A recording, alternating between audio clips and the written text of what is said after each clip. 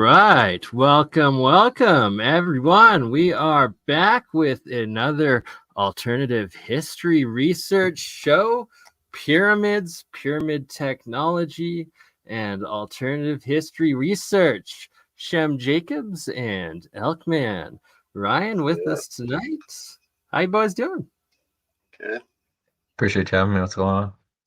Appreciate you being here. Well, I was inspired today by several different videos coming out. One I was trying to find to play before we went live, and all of a sudden it's not showing up for me. I believe it was done by Mystery History Channel or Mystery History Channel 2, but it was about Samir Izvanovich and updates on his work with the Bosnian pyramids, as well as that apparently he just did 3 weeks or 4 weeks in the jungle in Asia. I believe it's Indonesia. I could be wrong. Somewhere in that area, but investigating another pyramid mountain out there. And so it was new to me, and I'll try to find it before the show is done. And then not sure if you guys had a chance to watch the metamaterial and metaphysics Monday episode I did last night, but had an awesome, epic guest from Mexico, Faustino, I believe it is. Don't kill me if I got that wrong. Something along those lines. But we played a large portion of a presentation on pyramid technology that he had done before, and how he's doing experiments with electroculture with pyramids, and then he also gave some history showing just ridiculous, like vehicle-sized vegetables that one farmer down in Mexico, close in his locality when he was a child, was growing, and that this guy had claimed it was through knowledge from the ancient Mayans, and that he was right by a bunch of these pyramids as well. What kind of vegetables?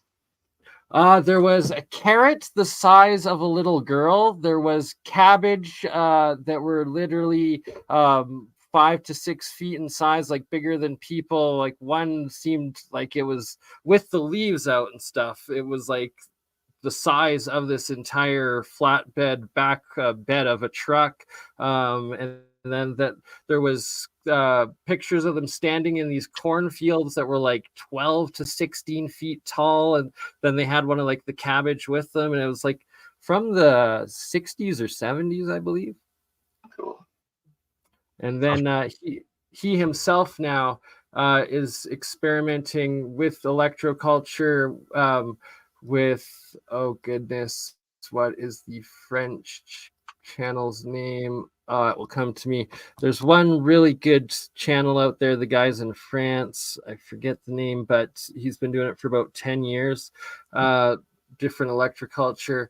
And then both through pyramids, making like copper pyramids, as well as now mixing geopolymer into it. And then also with Ormus monoatomics, like I'm doing. So it was quite the awesome conversation. Yeah, sounds like it. The growing of the vegetables thing is interesting to me. Did you ever see Praveen Mohan's experiment where he did that he was like on a table trying to put vegetables in these tiny pyramids for multiple days and see how long it took for them to expire? It was like the most silly experiment ever to try to prove that, because obviously it's not the same as a real pyramid. So I didn't even understand why he did it, but it was pretty funny to me. I missed those ones, and I like a lot of Praveen's work, though sometimes, he gets a little too excited and doesn't really fully go with the scientific method, which would help a lot more in these cases. But it's getting the idea out there, and then it's actually figuring out real scientific experiments that we can reproduce, do, and try out, and that lots of people out there have been showing great success with. John Wayne, pyramids and in Antarctica, right? That's another one that we'll have to do a full episode on, get all the back materials into. And I've got to talk with Eric Hecker again about his experience in Antarctica, where he actually was given a giant panorama of a mountain range down there taken by one of his coworkers while he was there that has a couple pyramids in it, and that he was able to see some pyramids while flying over from where they landed to McMurdo, or one of the other where he was. If you share my screen real quick, I have a picture of Antarctica from the 1950s that seems a little bit more detailed than what we get today. Heck yes. So yeah, this is from the Hammond World Atlas of 1957. This is one of my grandfather's books, and as you can see, they show a lot more green area in Antarctica, and there's also a lot more detail of what's going on down here compared to the maps we have today. So I know it's hard to see on Instagram. Still though, right? Like, see how detailed it is. How is there more detail than we're given now? Yeah, this is what we're given now. This is Google. Just for comparison, this is what it looks like now with our advanced technology. But yeah, back in the 1950s, this is what we're working with. So you can see up to the South Pole, according to this map, I mean, it alludes to there being green around this area. I mean, that's my interpretation of what I'm seeing here. Whoa. So I don't know. Hammond World Atlas, 1957. Yeah, keep that up for a moment. That I don't know if we can make it any bigger. Hey, I don't think we can. But Instagram. I was also looking into, like, there's a website that lists historic sites on Antarctica, and a lot of them were these weird monuments all over the place down there. I don't know if they've been renamed or I don't know. But yeah, this is another map of Antarctica. You can see it's pretty much, they say everything's frozen, no green land, less detail. Right, like, and it seems like there's lots of different stations and like outposts and whatnot, different features, settlements and whatnot labeled there, where today we're given none of that. Yeah, really strange. I don't know. And were you saying that there was pyramids labeled in that one, or no? Oh, no pyramid. I didn't notice any pyramids on here at all now. Mount Sebely is labeled, but I mean, no signs of it being man-made or anything like that, according to this. And shout out Elkman. Yeah, in the old Island. In this atlas from 1665, it doesn't even exist. The North Pole does, but the South Pole isn't on here. Shout out Calyx. And thank you, Calyx member channel. Appreciate it. Were you gonna hold that up, Alexander? Ooh, got some fancy OG technology.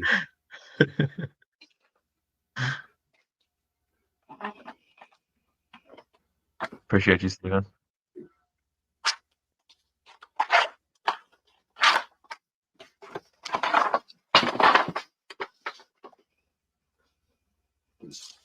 Sorry. Oh, freaking! Still need to figure out my stupid. Do you know much about Pyramid Mountain, Bernie? Pyramid Mountain. Which one? Near you? Near me? I thought there was one somewhere up there, like near Banff or something. Not to my awareness, but would not surprise me at all. And I'm gonna have to search this now.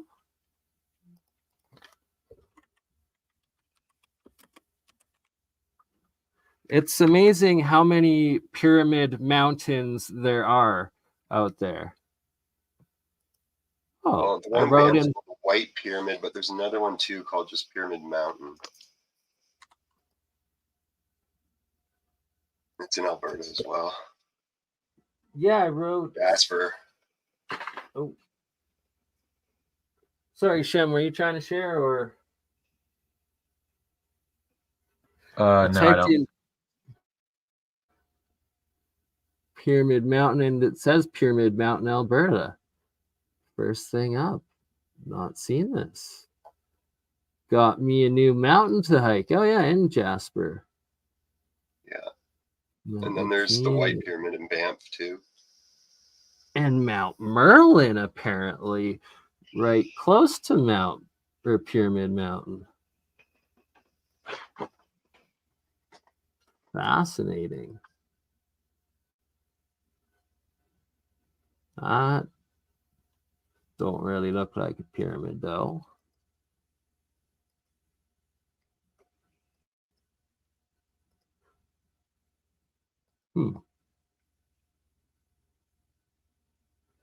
And sorry, which one in Banff were you saying? The White Pyramid. The White Pyramid. Yeah, Steven has a comment too about the governor of Arizona. His burial plot is a giant white pyramid in Phoenix. It's like similar to the one that you find close to, or I think it's close to Yale. I'm not sure. I don't remember. There's one on the East Coast too. There, it reminded me of when I saw it. I think Praveen Mohan actually has a video about the one that I'm talking about. It could be Robert Seffer though, where they walk up to the pyramid and film the inside. And I've seen that video. I don't remember what it's called though, unfortunately. Huh. I'll look it up real quick. The Arizona one though.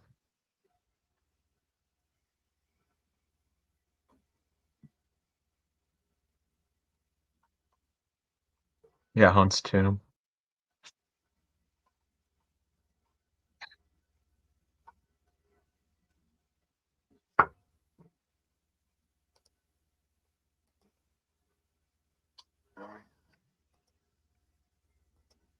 Pretty strange. There's one of those in Toronto too. Right? Like there's pyramid mountains everywhere. I wouldn't be surprised if they build it in modern times though, but it is interesting. George W.P. Looks like Jordy Jordan from Wings of Redemption.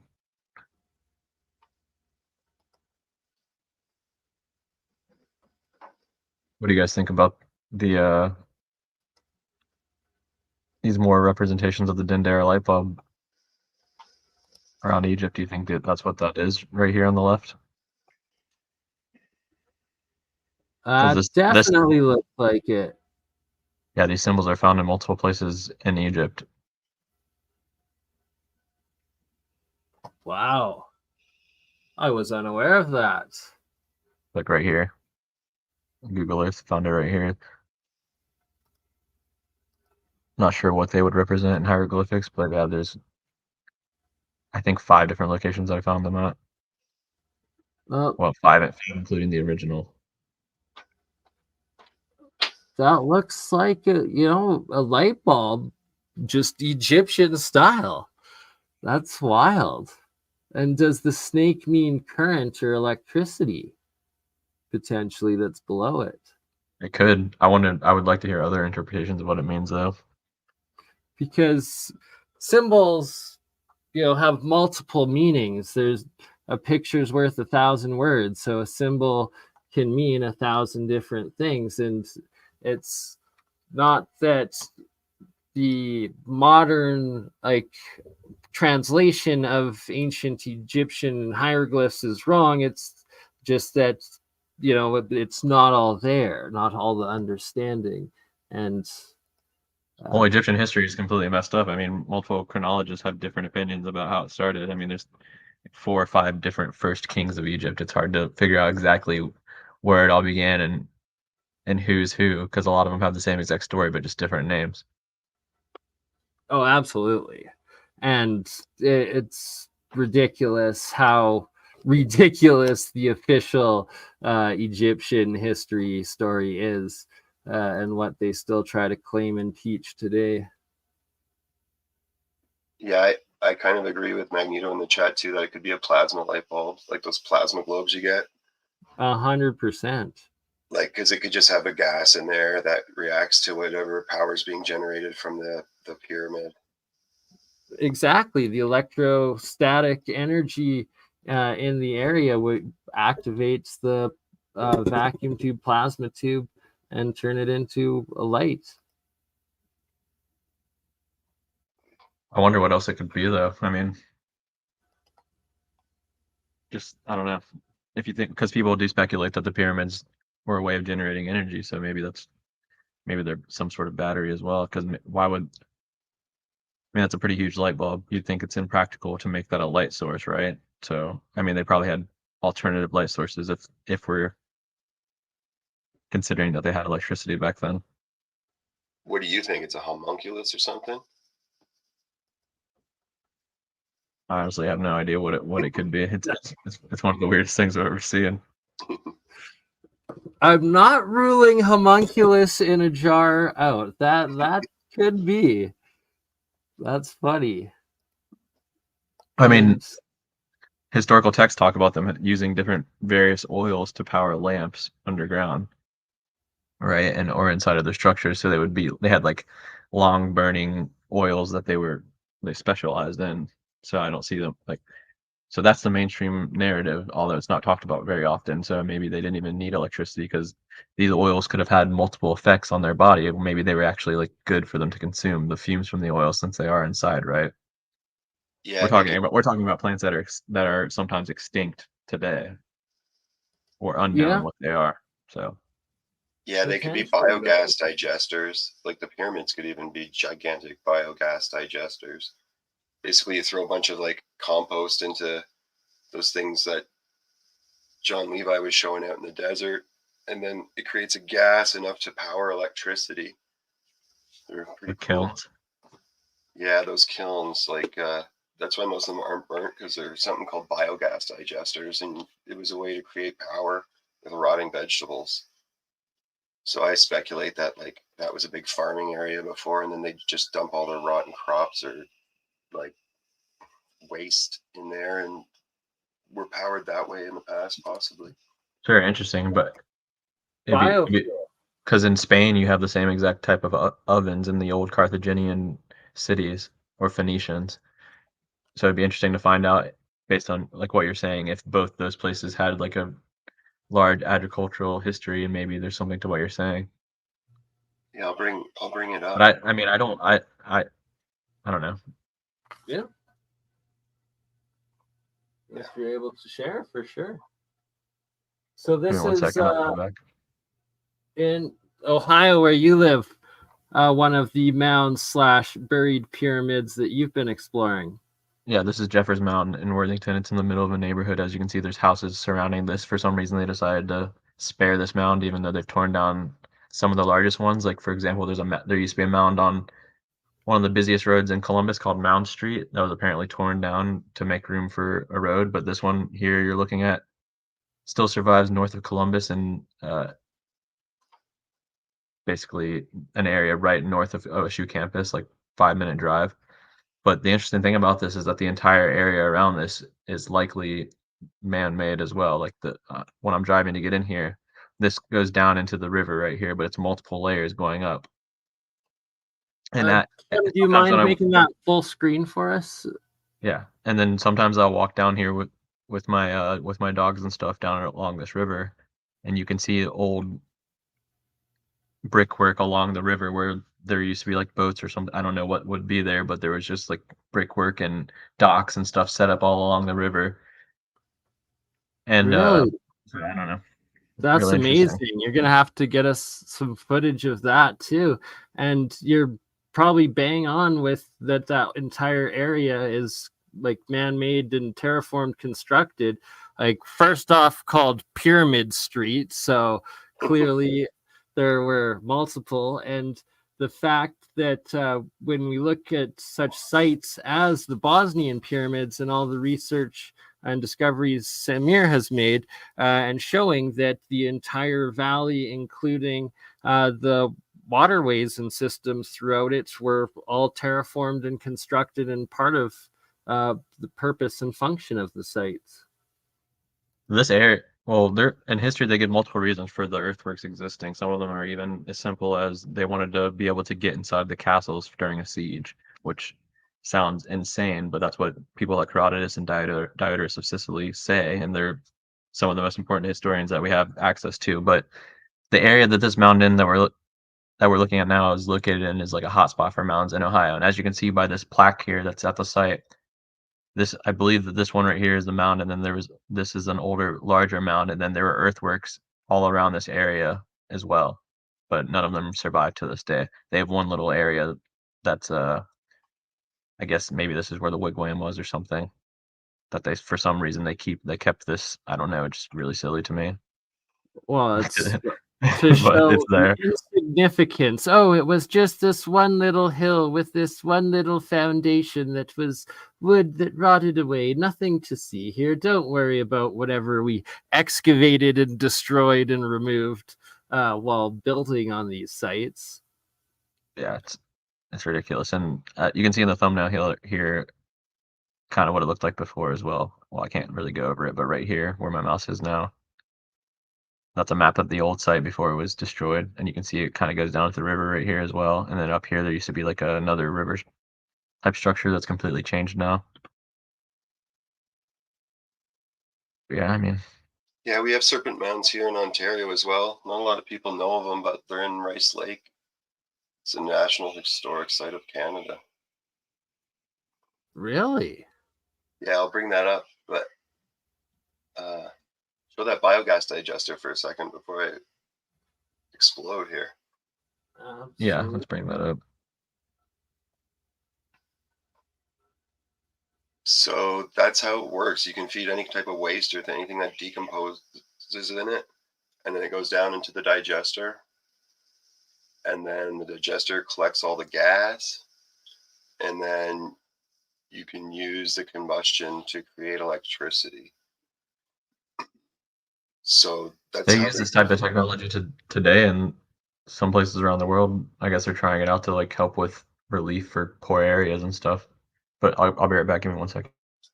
Yeah, and like you can make these at home too out of garbage cans and such.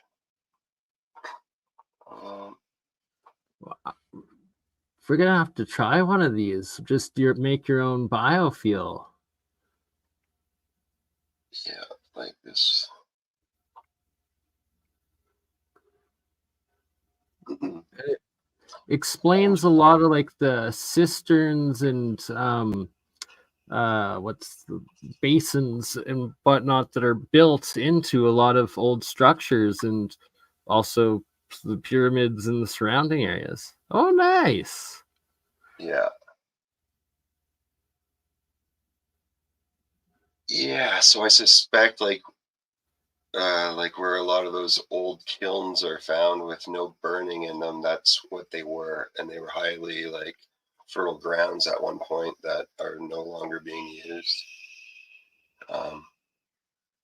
When I was watching that one John Levi video, I knew what these were before, and it instantly was like, oh man, that's exactly what those things are. But yeah, that's biogas digesters, and It's all sorts of like I guess analog style power and just technology that the ancients used and built and utilized and incorporated into all of their functioning architecture and building and terraforming, and or had clearly a lot more abundance and what's the right word? Just healthier, freer living or developed living than what we have possibly even today.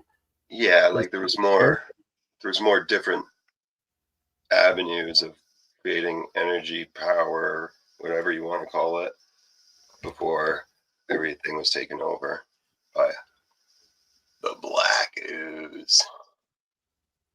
Right? They've been using vitamin for much of recorded history, though. So I wouldn't necessarily say that, but I do think that it's possible there are alternative energy sources.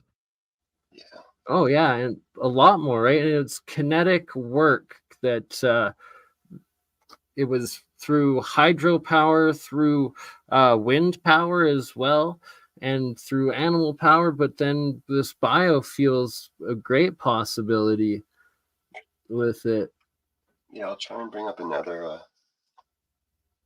example of it. I think they found them in Australia somewhere too.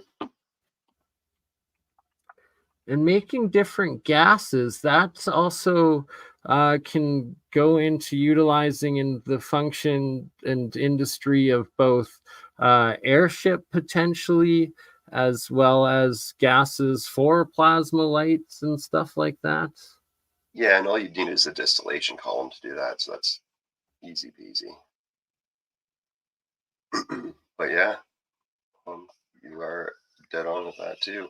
And that's what I was thinking when Hans was mentioning last time too. He was saying that there's like a theory that the pyramids run like recreating hydrogen. So I kind of think that they could be using those to fuel like possibly airships or something. Like, I don't know. That's what I instantly thought as soon as he said that, because he said the vents were at the top or something. So Right, exactly. And that there's a very good chance of that. And with my own electrolysis experiments and just how easy it is to turn water into hydrogen and oxygen, as well as well, it's a little bit more advanced, but we're figuring it out. And for all we know, the ancients could have had it figured out of actually transmutating hydrogen into helium and then using both gases in the airship technology.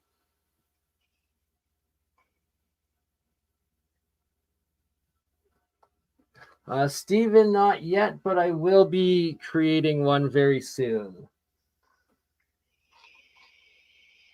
oh gosh, Shot there.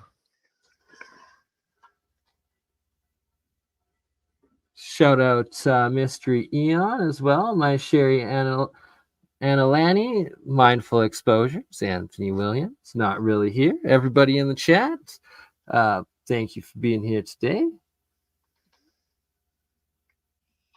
So what you're showing right now, Elkman, they're building with brick biodigester. yeah. So yeah, Looks like a lot of the runes that we find all over the place. yeah, and they even kind of look like silos too. And like some people like in their towns have water towers that are in weird shapes too. So they could also be some kind of form of biogas digester. And like with what you were saying, separating the different gases, like it happens at different heights in the column and at different temperatures. So like the tall obelisk type ones could be used to be fueling something that's up there.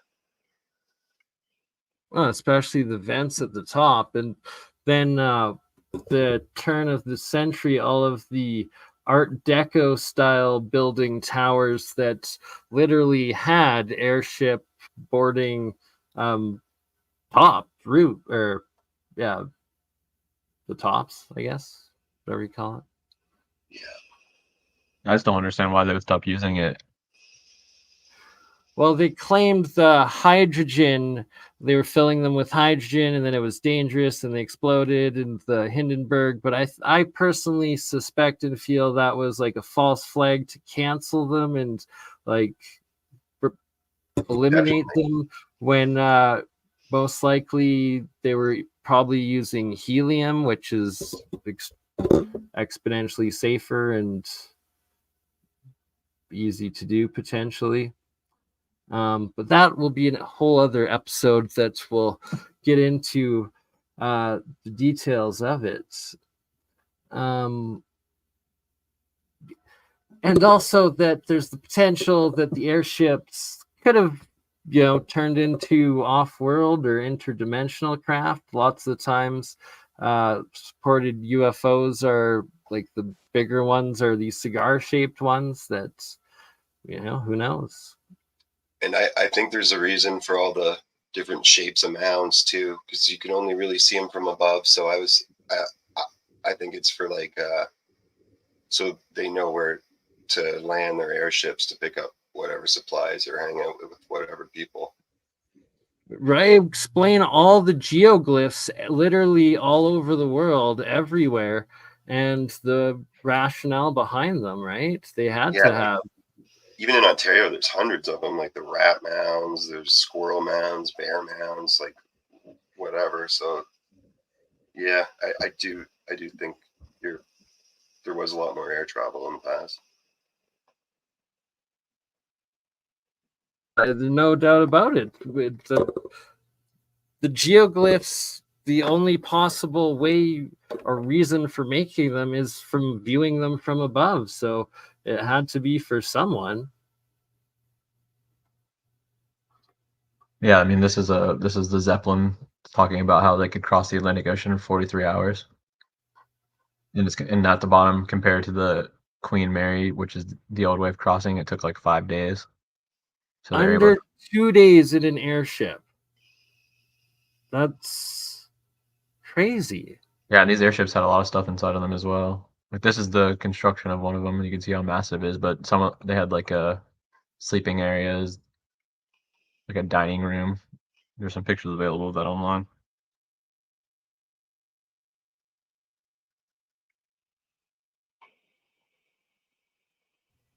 If it wasn't for the hydrogen, and if they were able to mass produce and use helium, there would be zero risk of fire and explosion, and it would be exponentially safer than a ship on water that could sink, because it would you don't have to keep fueling it to keep it buoyant or up in the sky, right? It's not like a hot air balloon where you have to keep heating the air. Once you have it trapped in that specific buoyancy, you'd be stable. Yeah, you're right. We were talking about the different uses of mounds earlier, so this is from Diodorus of Sicily.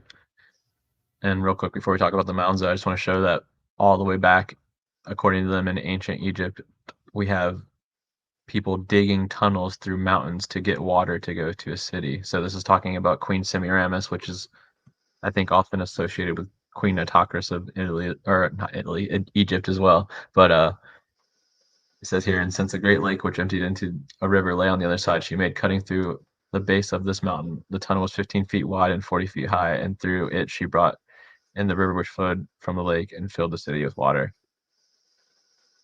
So that's what she did in Media. But anyways, it says here that after she visited Persis and every other country over which she ruled throughout Asia, everywhere she cut through the mountains and precipitous cliffs and constructed expensive roads. While on the plains she made mounds, sometimes constructing them as tombs for those of her generals who died, and sometimes founding cities on their tops. So cities on their tops, why is that interesting? Because if you look at Israel today, a lot of or that area in general, a lot of the places are called Tel, like Tel Aviv, for example. A Tel is a mound or like an artificial structure made by humans. So a lot of these cities are built on these giant artificial structures. Let's continue. Just like that one you showed in our last episode together, the entire. Boy, even that's smaller than what I'm talking about, because that's in, like, that wouldn't even, I don't even know how to describe how big it is, but and it was also her custom whenever she made up camp to build little mounds upon which, setting her tent, she could look down upon all the encampment. As a consequence, many of the works she built throughout Asia remain to this day and are called the works of Semiramis. So these works of Semiramis are pretty much lost to history. We don't know what they are. If you look it up right now, you won't find very much information about it. But I do think that a lot of the remnants you see all throughout that area could be these works.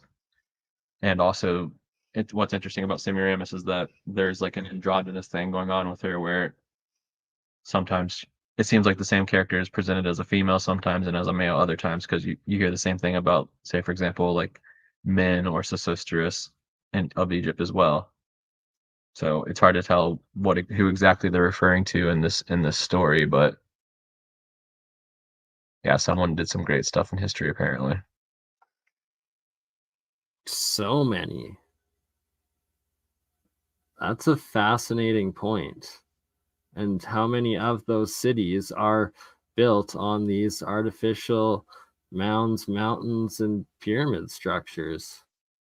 Well, Luke was talking about a lot of them in England as well when I've had conversations with them before. So it seems like they're pretty much everywhere. It seems like it was just the normal thing to do to build these earthworks. Whenever I mean, I've seen pictures of castles in like in Gaul and like Germany, I guess you can call it, like the German areas and the French areas that have these massive mounds on the outside of the castle, and that lines up with some of the reasons that are given in history for the mounds, because sometimes they would literally just construct earthworks, I guess, according to mainstream history, to and like if they're doing a siege on a castle or a fortress, they would build an earthwork to be able to march the troops in there.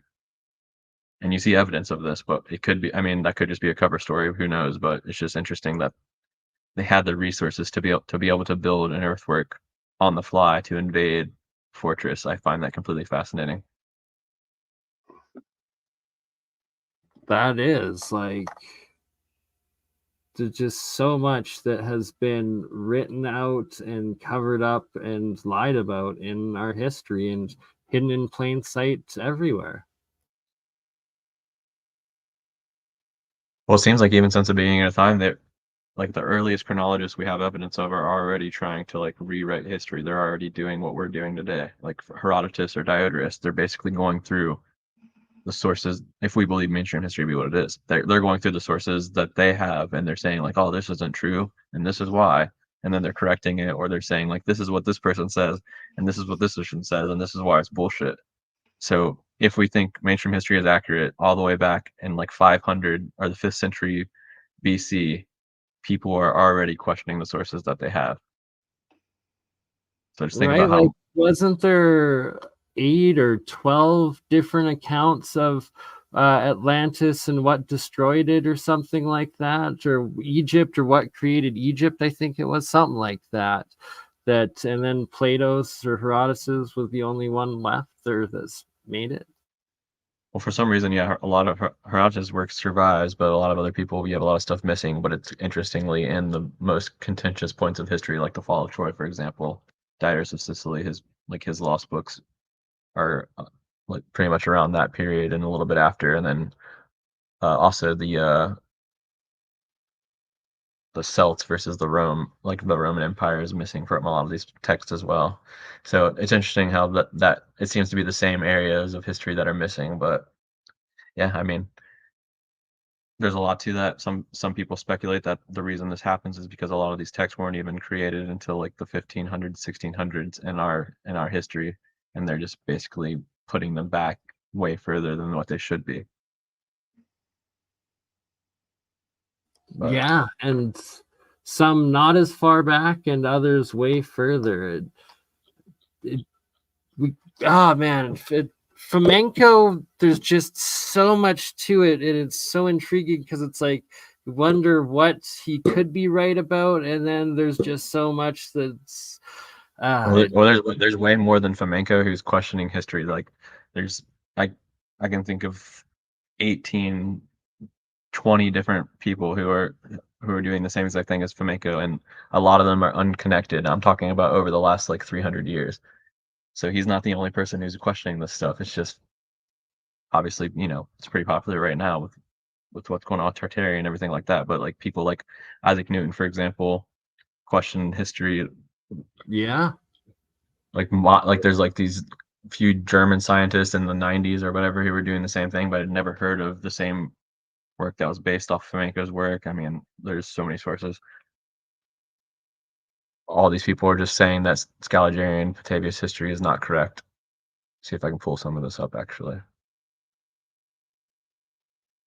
Oh yeah, Semiramis is allegedly also responsible for Babylon. It's the last thing to show with that.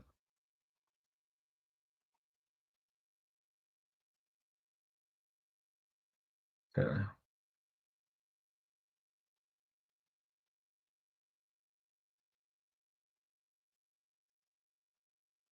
Yeah, so here's some people who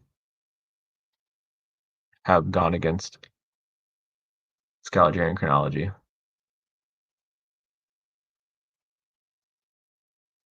E. Bickerman, he's a very prominent modern chronologer.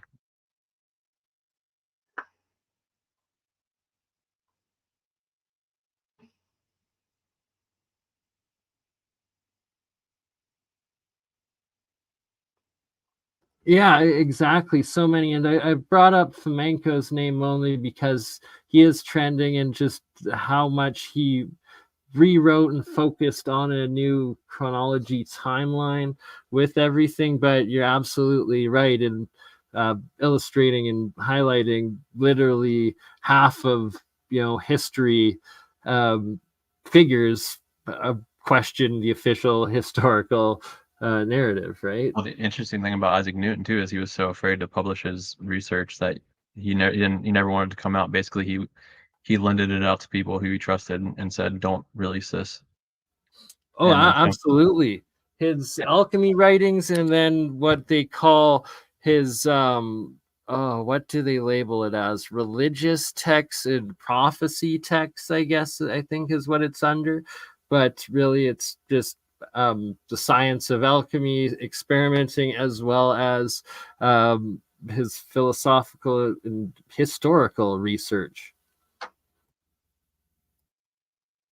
well, the interesting thing about Fomenko too is that the reason that he ended up doing this, he wasn't going into what his research expecting to change chronology. Basically, he found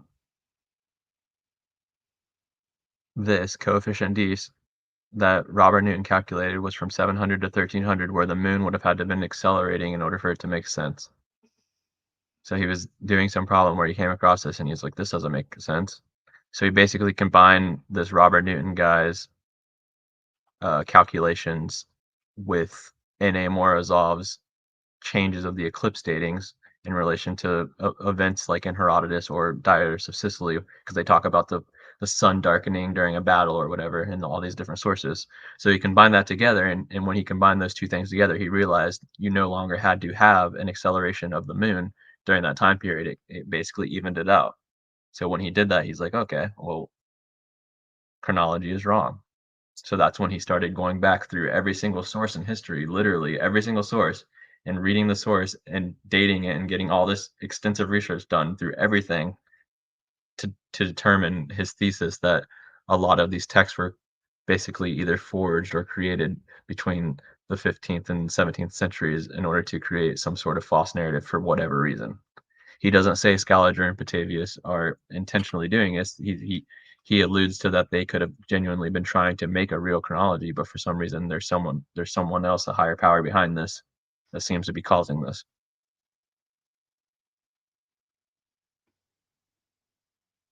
But yeah, I mean, Higher powers causing it. Reoccurring theme that comes up. yeah, I mean, it's pretty interesting stuff. It's really hard to explain briefly.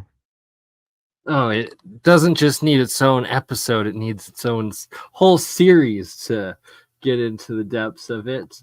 If you don't mind continuing on just for a minute here, I'm going to send out a couple invitations, as I know you guys got to go pretty quick as it's getting late for you both as you work tomorrow. And Elkman, you're overcoming the flu or cold or something.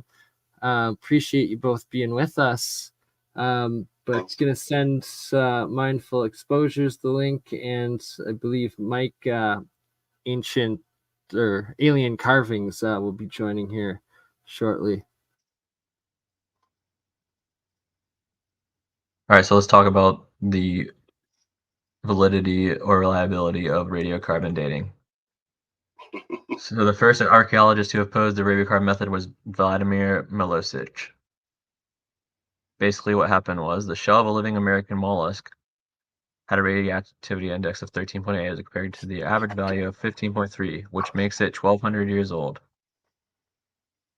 So basically he's saying that based on radiocarbon dating, this mollusk was supposed to be 1,200 years old. North African wild rose flower with a radioactivity of 14.7 has been dead for 360 years. So he's saying that a flower that's still alive based on radiocarbon dating is supposed to have been dead for 360 years. Australian eucalyptus with a radioactivity of 16.31, it isn't likely to exist anywhere within the next 600 years. So a eucalyptus leaf that is living right now is not supposed to exist for 600 more years. A shell from Florida with a value of 17.7 or I'm sorry, 17.4, shall only appear in 1,080 years. So a shell that exists that they're holding in their hands isn't supposed to exist for 1,080 more years. All right, let's move on because there's one that's really insane to me about seals. So yeah, with those types of numbers, how can you even trust radiocarbon dating for anything that's close within yeah, here we go. The Arabian card analysis of seals that have just been shot define their age as 1,300 years, a dating mistake of 1,300 years. So they just killed these seals, and they're saying that they're supposed to be dead for 1,300 years. Seals that were mummified 30 years ago have been dated as 4,600 years old. So Crazy. pretty interesting stuff, yeah.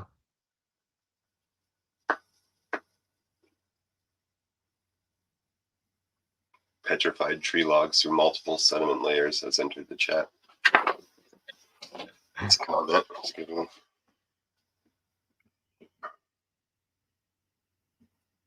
So I think radiocarbon dating, basically what he alludes to in this book is he says radiocarbon dating is useful for things in like the thousands of years, like dating it to like a period within thousands of years. But if you're trying to date something within the chronology that we have right now, it seems unreliable because I think the largest number he gets to is like 6,800 year error. Let's look for that real quick.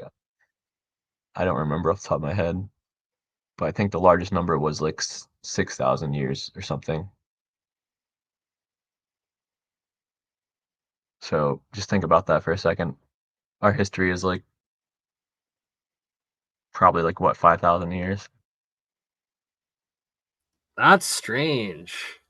So Like, there's a dating era right here for 45, 70 years for those seals that are mummified. So I mean that's just outrageous. But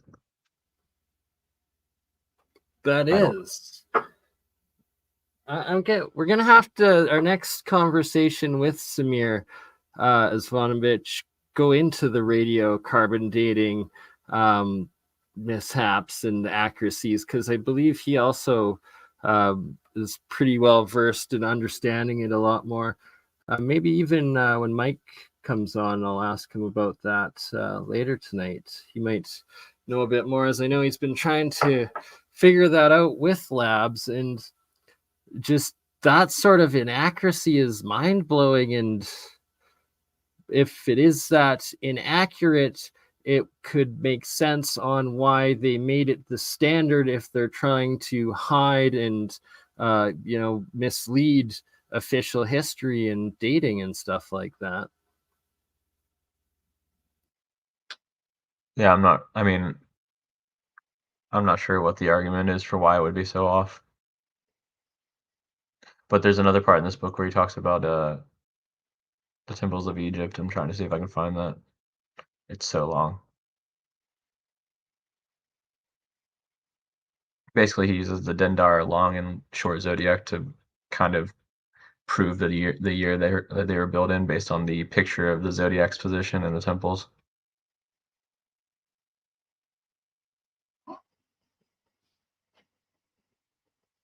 But yeah, as you can see, all of his research is pretty in depth. It's not just like he started in I think 1972, and now we're in 2023, and it's still going on to this day. Like the 8th volume just came out like within the last 4 months of his chronology. The 8th volume just came out, so like this is still ongoing research. Right?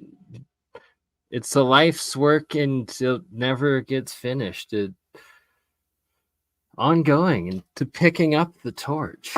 Yeah, but I mean, if you guys have something to share while I look for this, feel free. If not, I'll just play this video of a mound I discovered in Clintonville that was said to be lost on the Ohio School for the Deaf. Heck yeah, that's awesome. Please make your large screen though. And I will get up a couple pyramid videos I wanted to share as well. Well, that's going.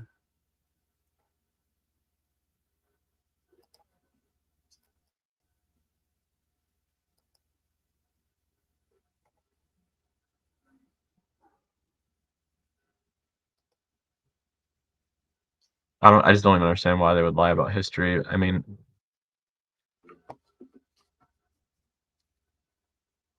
I don't know. Right? There's gotta be a much larger underlying reason, right? Something that's being covered up and hidden, and most likely that we're not alone. We're not the only um, intelligent hominid species on this planet or realm.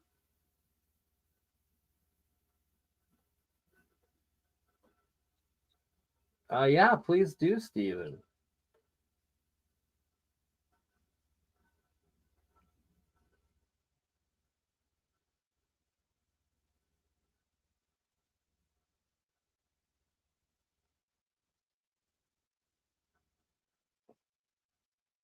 Were you saying, or when you saying that it was possible that pyramids were used to flood places? Um, No, I I have was not heard that. Actually, I think Ben waking up with the archivist waking up with analog goes into that a lot, with it being like a hydraulic like valve for the like floodings of like the deluge or something like that. The inner plumbings of guess the oceans, seas, or something. I have, and I do suspect, and I think we've gone into it a little bit in past episodes. Of whose research was it? Maybe David Steger, maybe I'm not.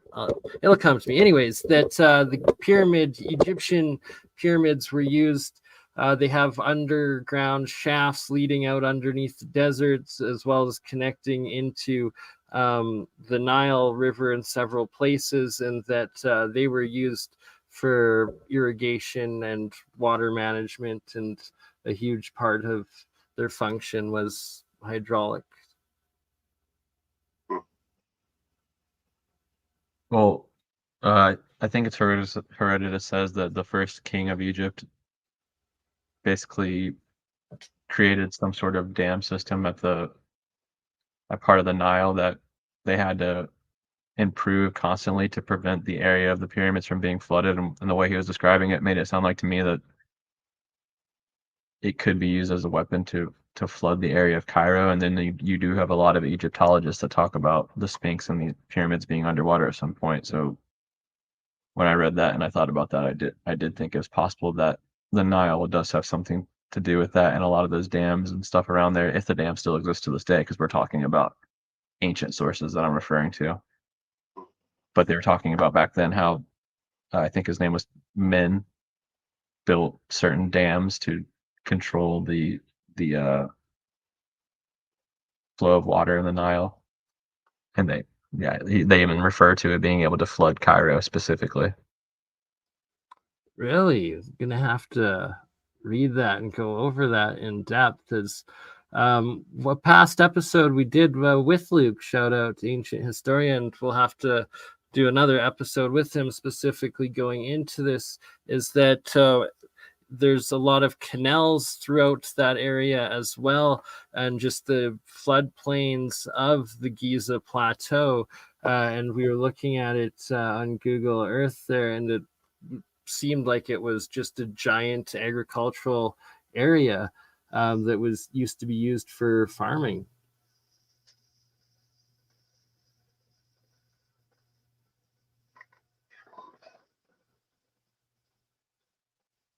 All right, so let's check this out real quick.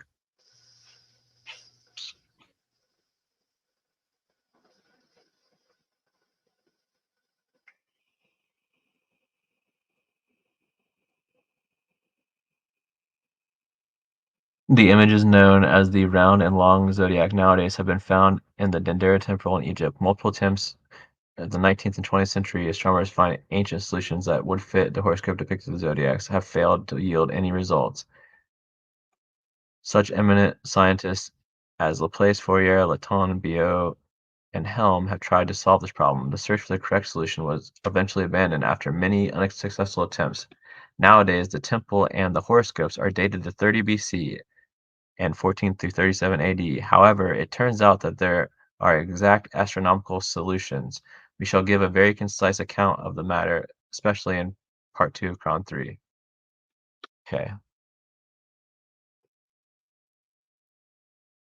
Basically, he ends up dating the zodiacs to like the 15th or 16th century based on the position. So here's a Really? depiction of I the mean, round zodiac right here. And it has, AD, like BCE, not like only 500 years ago. yeah, there's a part where he brings up I think it's his sister or something, who she's an astronomer and she dates it. What book is this? This is Flamenco's New Chronology, History, Fiction, or Science is the official name of it. So Flamenco is still alive, and he just published this a few months ago, correct? This one came out, I believe, in the 90s. The first volume 1 did, but he just published volume 8 like within the last 6 months, I believe, in English. I have it. I just don't remember when it came out. Well, then, I Okay, guess so, we are yeah, going to here we have go. to try to schedule an interview with him and talk directly, right? That would be amazing, but who knows if that would happen. How do you even make that happen? The law of attraction, power of projection, and the fact that I'm going to figure out how to email him and write him and get it done. Yeah, but he goes into detail about the different imagery of Saturn, how it relates to different imageries at certain times, stuff like that. Just there's multiple reasons why he thinks this. It's not simple at all. So let's see. Right, because in the flamenco like chronology universe, there's the Thunderbolts project, essentially the electric universe, but that the planets are moving around, changing positions, having giant like arc plasma things happening, and like different crazy doomsday events, correct? Sorry, what I didn't Like catch. Flamenco's part of the Flamenco's main thesis is that like Venus, Saturn, the different planet heavenly bodies, that they're a lot more active, that they aren't in like these fixed positions, that they move about at different parts, and that they've created mass like cataclysms throughout history, right? Is that correct? I don't know. I don't remember reading something like that from Flamenco, but it does sound like something like that Chan Thomas book, The Adam and Eve Story. I'm not sure though. I'm gonna have to look into that. So it's saying that the zodiac was created when, in the 1500s? It's saying that the temples were built basically. They give multiple dates, but I think the most recent one is like, let's see. Yeah, this one right here. T and Flamenco got the result of the 7th or 8th of April in 1727. So up as recently as 1727, they're claiming that these temples could have been built. And which temples were these specifically? Like the pyramids of the Giza Plateau, or No, the Dendera Temple Complex. Dendera Temple? Okay, but then, like you said, there was several. So it's like the most recent was just 500 or so years ago, and then before that, it would be is it 12,000 or like 24,000, a half or full cycle of the procession of I the think wall? the earliest date that they got was in the 500s AD for the short zodiac, I believe it was. But yeah, they go into all these details about different gods that are depicted. So I believe my understanding, if correct on how it works, is that it would have been that it could have either been built just that most recent time, 500 years ago, or then the time before that, it would have had to be pre-cataclysm, like during the Younger Dryas time, either right around the time of the catastrophe or an additional 12,000 years, like so 24,000, or is it 26, whatever the precession of the equinox time is. Like, well, I don't remember full. the date that Chan Thomas book gives for the last cataclysm, but I do know he says they're very frequent, and I found that book absolutely fascinating. I don't know, there could, I mean, there's just so many possibilities of how often the cataclysm could be happening. I mean, Oh, people like, absolutely. example, like So, people like sorry, Jason Sears gives 138 years, so 138 years is like the fastest one I've heard of. But like, 100%. To clarify, what I was specifically speaking on was the official geological, archaeological time frame of 12,000 years of the official time being the Younger Dryas time frame of the last ice age, and then it's like melting, the cataclysm that Graham Hancock, Randall Carlson, and so forth have put forward the evidence of. But either way, it was when all the megafauna died off, and supposedly when man came up or whatever, and there's no sort of history before that.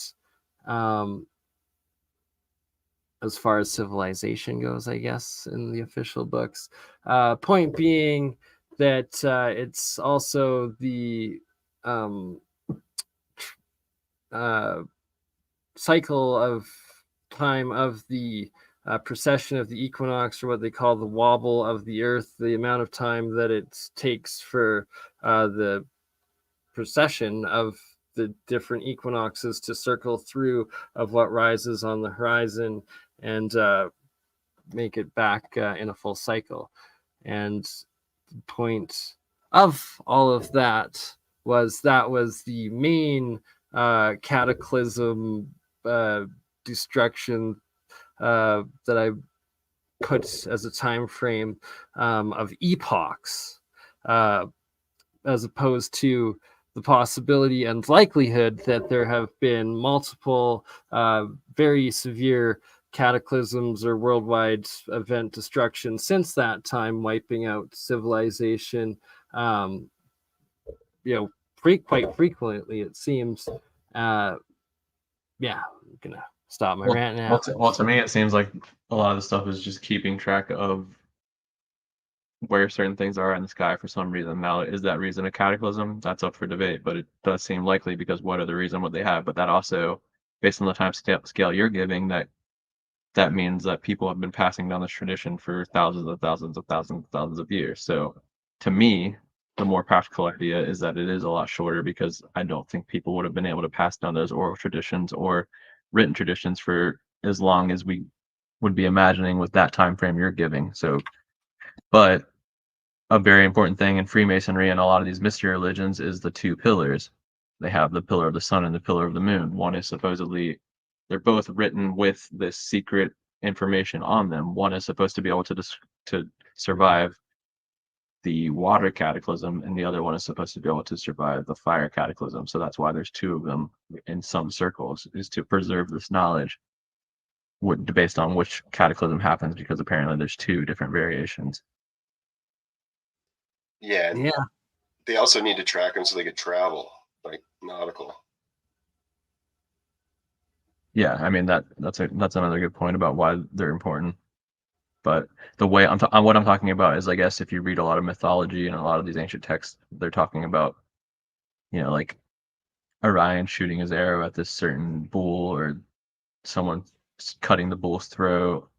You see what I'm saying? Like they're just like the serpent coiling around this certain constellation. So it seems to be, if you believe astronomy or astrology at all, it seems to be describing the stars or the bodies in the sky moving in certain ways for whatever reason. And Osiris and Dionysus have a lot to do with it, which is apparently the Sirius star system. And a lot of these random myths around the world, and like even from the craziest conspiracy theory to like real life historical things, for some reason have something to do with the Sirius star system. Yeah, even the Dogon, right? And once again, Sirius is Osiris, and Osiris is given credit in a lot of these old texts as being the first king of Egypt for some reason. So when I was talking about Sosistrus and Men and all these people earlier, for some reason, Osiris is also the same as them. It's really confusing. It's very confusing stuff. I don't claim to know what I'm talking about. I'm just saying that's what they say, and I don't know why they say it. Right.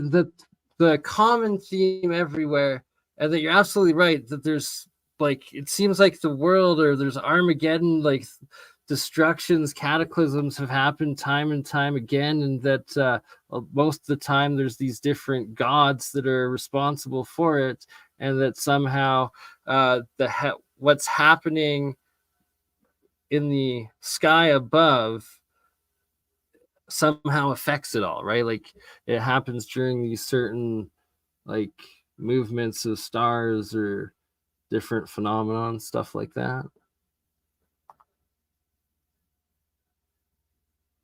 Records of like the sun not rising for days, or it reverses and stuff like that.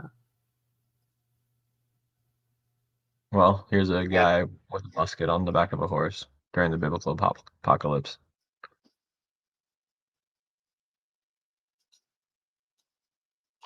Don't know why, but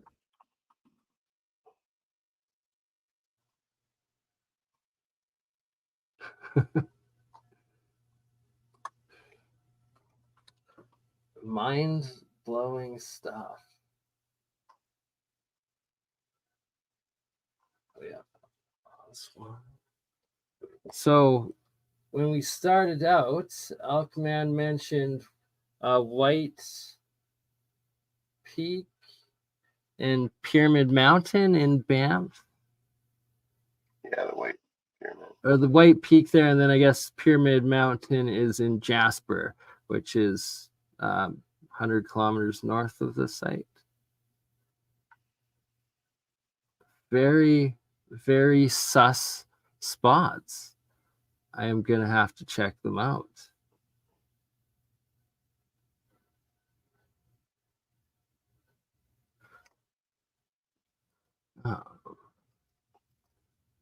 Sucks we can't zoom. Or can we zoom? Nope. Hey, Bernie, you know those kettleballs or whatever they're called? Are near you? Are they near shale? We were talking about this last time, and they could well be. There could be shale deposits within, I believe, definitely oil fields around that area. All of Alberta has oil fields, and I'm pretty sure we passed some oil pumps on the way driving in there. Officially, I believe it's all sandstone there, but what's to say that there couldn't be shale beneath that?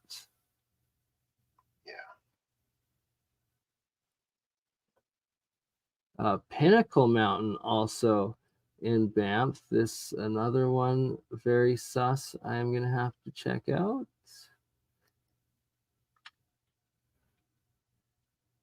The Three Sisters. Have you heard of them? No, but I wonder if they line up like usual. They're I guess in front of Canmore, right before Banff, in the Rockies there, and there's legends of three native indigenous princess queens being carved onto the backsides of them, and I really have to plan a backpacking expedition in there to explore it and try to document it. Several years ago, I checked it out with a buddy on Google Maps, and the one image that like it had, it was like just pretty much identical to Julie Ryder's Giant's Playground in Montana, of like this giant megalithic mountain amphitheater style mountain. It was like all terraced blocks, like almost pyramidal going up it. And then apparently also it's where a bunch of like the major ley lines intersect as well, I've heard. Cool. But also simultaneously, and why I haven't like gone in there, like just try and like rush in as a day trip with like just a friend or two, especially not just by myself, is because it is also known, and where I believe it's from the University of Alberta up in Edmonton. They have been like investigating it and documenting a Sasquatch like family that lives in that valley, and there's like two alpha males, like the old one and a young one, and it's just an area that you don't really want to get kidnapped or upset Sasquatch. So yeah, it's gotta go in properly with enough people, do it properly, stay for a day or two, camp out, explore it properly, not get abducted. And Maybe you do want to apparently, get abducted by Sasquatches. but no, you make friends with them by like leaving them offerings of like fruit and stuff like that. And yeah, there's a whole series I saw on YouTube released by a professor of the biology department in U of A in Edmonton. And last I heard, they were applying with the Canadian government to get, they had enough evidence proving the Sasquatch and documenting it to get it on the endangered species list. This was several years ago, and I've never heard of it or been able to find it since. So I'm gonna have to look into that one again too. And yeah, y'all got any cryptid experiences, stories, or events you want to discuss or questions? I've never had an experience with any cryptids, but it'd be nice to have one. I can't recall any either. I've seen like a big blue fireball in the sky, and it just kind of like it wasn't like a meteor or like a comet or anything, but it was like hovering, and then it like kind of flew off. And then like I went home that day, and then other people had posted videos of it on YouTube. That's epic. Yeah, they're all gone now, though. They're all taken down, every single one of them. That's why I created a YouTube channel. Like this was a long time ago, so I could save them all because I had no way to save them, but they were all deleted. Right. But yeah, that's kind of interesting. But if you go back and I researched it, and they say that it's been happening for years, and like people always say they see these big blue fireballs go into Lake Huron, and that's really close to where I'm at. So yeah, there could be some paranormal something or other happening there. Sounds like it. That's epic, brother. But never any Bigfoots or I don't know, giants or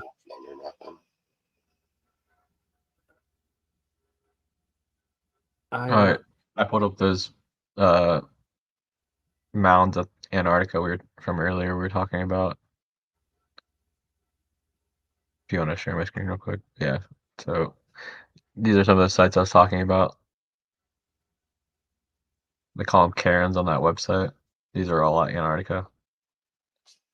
But you can go to the Karens. The Secretariat of the Antarctic Treaty website, and it has a list of all these sites. A lot of them don't have pictures, but if you search, sometimes you can find some. I've got one of those I found on Google Maps. It'll take me forever to find it, but for some reason, you see a lot of these in North America too. I don't, just in like in the middle of the woods, or if you're like canoeing or something. Because the few times I've been canoeing, I've seen sites like this. Are they burial sites?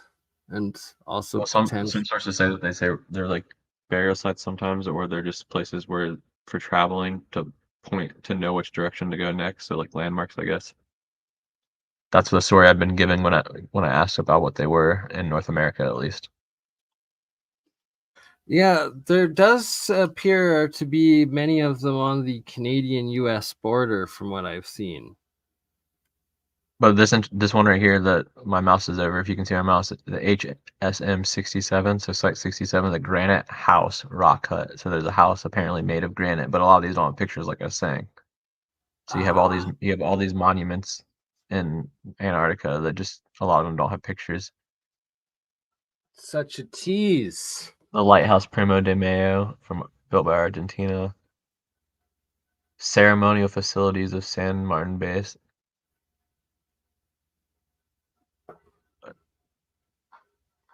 Yeah, you get it. I do suspect this. 2QIK for you games. Humanity will learn its true history and past when all of the sands of Giza have been uncovered, I suspect and believe. Or when the ice of Antarctica melts. Yeah. Right, because another possibility, of course, was the crustal displacement, and like during Einstein's life, it was a giant debate, and that in the end, I believe he said that he sided with this catastrophism, pole shifting crustal displacement theory. But who really knows? I sure don't. But I'd love to, figure it out one day. Like, to finish off with like the pyramids and the Devon Island pyramids, and shout out to you, Elkman, like showing that map and then us being able to find those pictures of the pyramids there. And I suspect that by the description of Devon Island being the largest yet uninhabited, yet the pictures were given of the entrance are these terraformed canals with pyramids around it, and told that only NASA operates there to test its rovers in extreme conditions. I suspect that it's one of the 4 islands in the Mercator maps, and like that supposedly surrounds Mount Meru and the North Pole, that have like separated by the rivers in, and that could that Devon Island be one of those 4 that either had like pygmies or giants written on it that inhabited it? Possibly. Next time, maybe we could get into some North Pole maps. I've got a lot we could get into, really old ones. Yes, please. Let's aim for that. Possibly tomorrow, if you're down for doing it again. I'm down. Can do part 2 with Woo Woo Wednesday. I will just check if Wednesday right now. Early Woo Woo Wednesday. Right, exactly. Woo Woo Wednesday. I can edit it and put it, release it for the morning. It's officially Woo Woo Wednesday, going into part 2. But we will be back for official part 2, tonight or tomorrow, I guess, depending what time it is where you are. It is now 12:30 where Shem is, and Elkman, so you guys need to get to bed, and we will see you tomorrow. Any last things you wanted to discuss? Yep, appreciate you having me. Shout out to the chat. Appreciate you being here. And Elkman, I know you and your family fighting the flu or a cold or something, feel better and get some rest, and hopefully we'll be able to see you guys back here tomorrow, but we'll aim for a little earlier in the night. Sounds good. I'm going to play a bit of last night's pyramid technology presentation in electroculture here, and should be back shortly for part 2 with Mike from Alien Artifacts, or Ancient Carving, Alien Carvings, I believe it is. But the Mexican glow in the dark carvings, artifacts, big update. I guess the 2 supposed mummies from Peru that he had purchased, there's been an international ruling on them, and that they are also, well, anyways, we'll get into it with them. For now, I'm going to play some pyramid technology from yesterday. Thank you all for being here. Make sure to go subscribe to Shem Jacobs, aka Tartarian Truth, and Elkman. And Elkman, what is your second channel? Earth Gazer. Earth Gazer, correct. I'll put them in the chat in a second. All right, have a good night, everyone. Peace out. Much love, brother. Thank you for joining. All right, stop that screen, present this screen, and here we go. We got last night.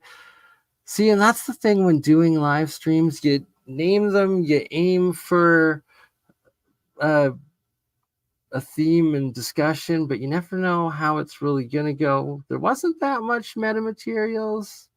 I guess a bit of metaphysical, but not that much last night in Monday's metaphysical metamaterial Monday. Anywho, it was pyramids. It was pyramid technology. Ryan, any last words, or you got that in the chat I can share? Nah, I'm good, man. I'll catch y'all tomorrow if that's happening. Okay, brother. Much love. Thanks for coming, and we will see you tomorrow, my friends. All right, thanks for having me, man.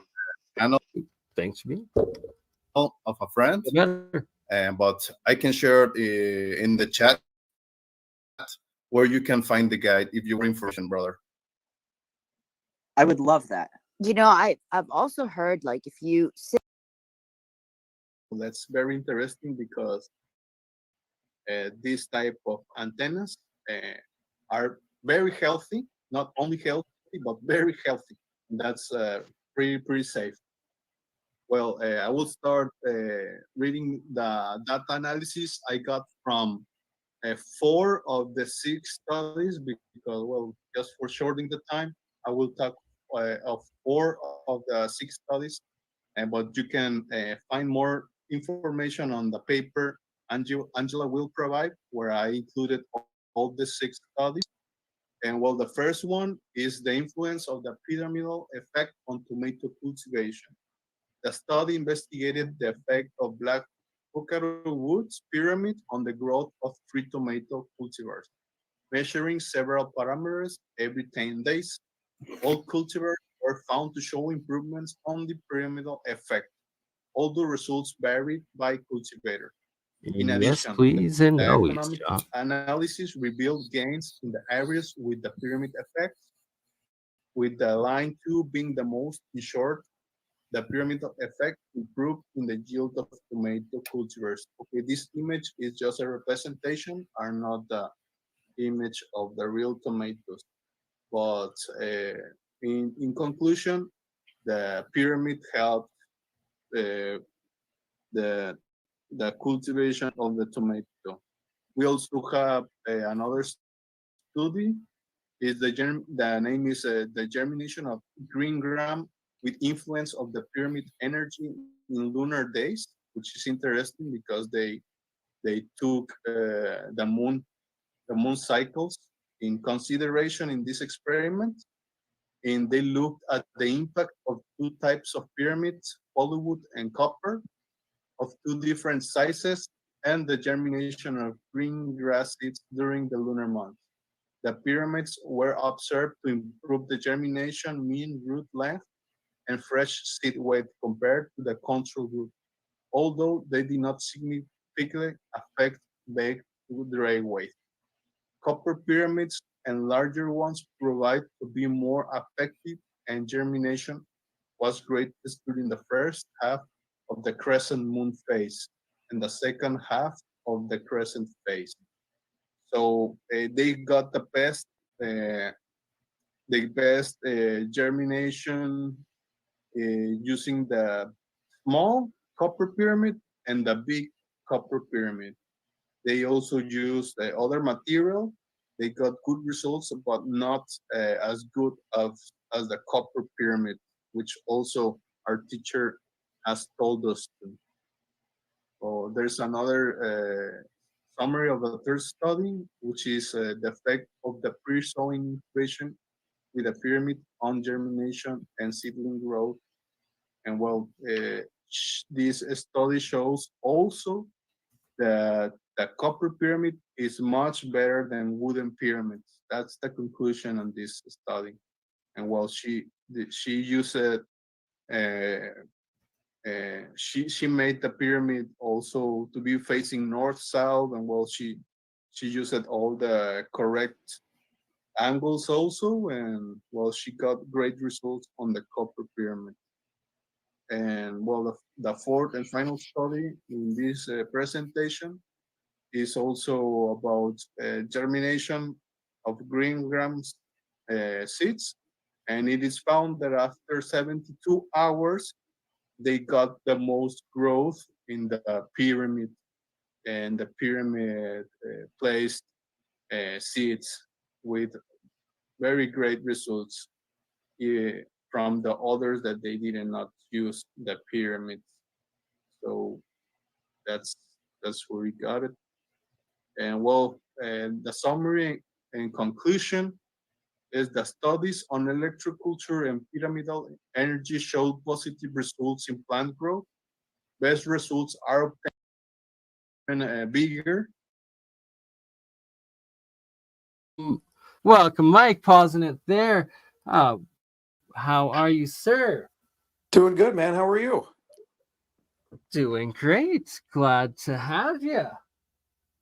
Yeah. Been a minute. It has. Hope you and the family had a happy holidays. Yeah, holidays were good, and been trying to stay warm here the last couple of weeks. It's been a blizzard out here, so we've been. I'm sure you're probably getting the same, huh?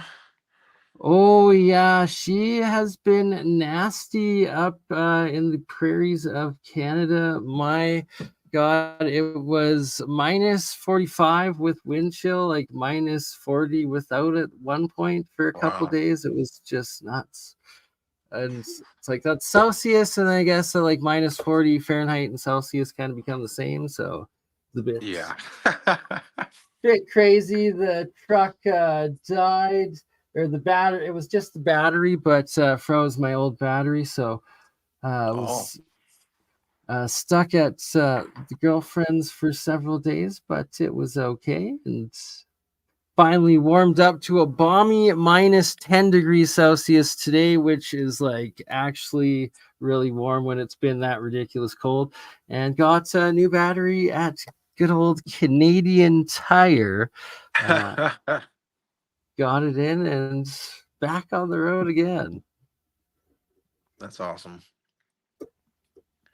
Do you mind turning your device 90 degrees, my friend? Oh yeah. I always forget this. I get so used to TikTok. Oh, there we go. Look at that. So what did you get for Christmas and the New Year, my friend? Got a lot of stuff actually. Been there's been a lot of stuff being found, I should say, and so I mean we've been digging deep. Got a lot of new stuff actually. This guy here we got fully documented, start to finish. Came out of the cave there that they found with the aliens on the bedrock. So that was a Really? pretty From cool that thing. one, that's epic. Yeah. There's pictures of them. The whole way I got the video. It's like shows them, pulling it out of there, and yeah, it's cool, man. It's I'll great try to to get have that something up. loaded up. It's like really a part of history, like seeing that on the walls was that's pretty. It, It doesn't. Yeah, hard to argue, I guess. it's tough to explain. It just you got to see it. And when I saw that video too, like it just my mind is like, I have to make it there one day, and hopefully we all are able to safely one day in the future. And maybe even it being with you, bringing some of the artifacts back for an official museum or something. Who knows? Yeah, I mean, Mm, honestly, I would never want to do that because, if the thing is, the only reason I'm allowed to even have these is because Mexico says that these are fake. So, right? Yeah. that all of a sudden, I mean, if you're pulling them out of the ground and bringing them back, like that's shame on you, Like I see the documentation, and I mean, it's pretty compelling. However, the government is absolutely adamant that they're fake. Right. So Yeah. what am I supposed to think here? Like it's really that's the whole reason I research it and I'm creating the foundation. And so I would love to go down there. In fact, I have plans on going down there, and we're going to Great. confirm it with some people. I've got scientists that are going to go down with me, as well as a host of a TV show. Um, and so the trip's being planned, and that's going to be really helpful. I mean, I'm not the only one that's going to do Really, that, but we that's just big we, news, we, we man. That's awesome to hear. I pretty much finished my book, and so I wanted to conclude the book with me actually putting hands on the objects down there, seeing the cave. Finishing out like this is what we found. Because right now, I mean, as much evidence as I have, it would be a lot better if I put my hands on it. You know what I mean? Oh, 100%. Right? Being there in person and being able to probably even physically dig something out yourself, right? Like that would be Yeah. the Or at ultimate least see them do experience. it. Like I said, I really don't want nothing to do. I'm not Indiana Jones. Like I don't want to go dig. I don't want to see the scorpions and the snake. Like dude, it's serious terrain down there. Like those guys are ballsier than I am. Uh, I'll watch it on TV. Like I don't want to, but I definitely want to Fair see it enough. in person, and I want to be. I Experience mean, to the go inside cave, of that cave. Yeah, right? The I cave definitely. of the carvings. I'd crawl That's 14 feet down into the ground to go see that thing. I got these pieces of me metal, too. and it's an interesting. It almost seems like a bronze alloy. I'm going to go get the XRF testing done next week. But look at this one here. Just the precision of it is just ridiculous.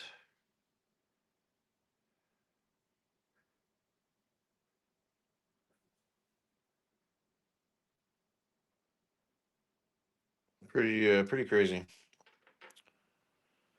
Actually, have a ring that's. I mean, there's no way it would hit. I could fit two of my fingers through it, and it's quite a bit bigger than that even. Right? And was it Sumerian inscription on the back or Proto-Sumerian possibly?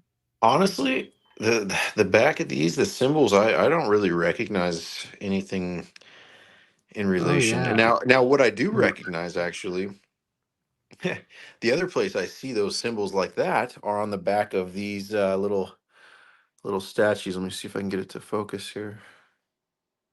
There we go. Yeah, you can kind of see like similar type of scratch on the back of Uniform. these things. Yeah, I don't know, but it's definitely not the same type of symbols like you see here. I mean, this is clearly one of the winged cows from like the Anunnaki depictions, Right? and The even this type Babylonian. of language has a similarity. It's not the same, but it definitely has a vibe versus something like um, well, like on this pyramid here, you can see the different types of writing and symbols. I guess water, and these are all found in Egypt here as well. Yeah, those are straight up hieroglyphics, cuneiform. Mhm. But it's not the same as the stuff you would find down there. I got this skull here the other day.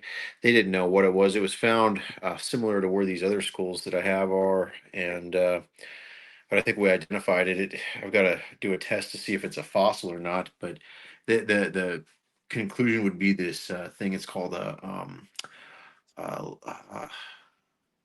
leptocyto or something like that. It's a dog from like 9 million years ago. So if that's the case, it should be a fossilized bone. I should be able to test that fairly easily.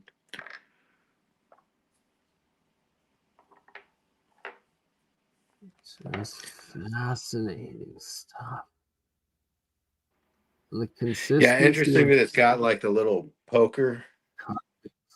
I mean, really though, like you got a poker on this thing. I mean, is that little things also like a that fluid? are just no, it's a pipe, man. Like that's what I'm saying. It's got a poker and a little dish here to like put some sort of something on that goes in the hole here so you don't clog it up. And then there's a poker to adjust it or whatever to get your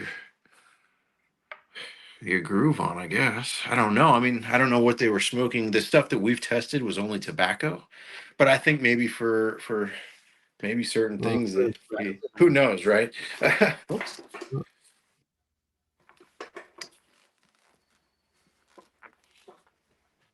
Do they all glow as well, or?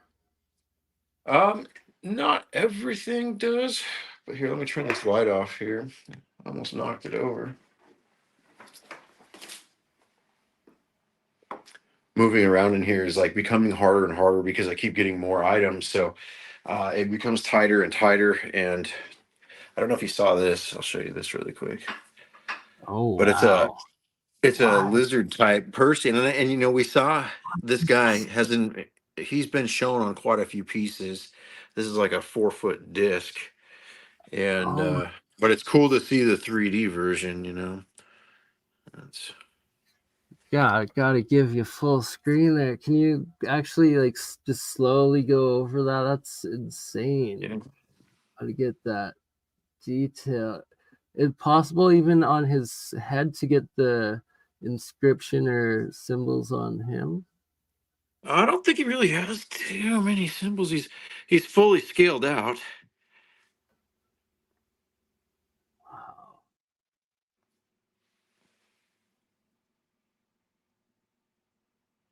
That is Pretty amazing work, though.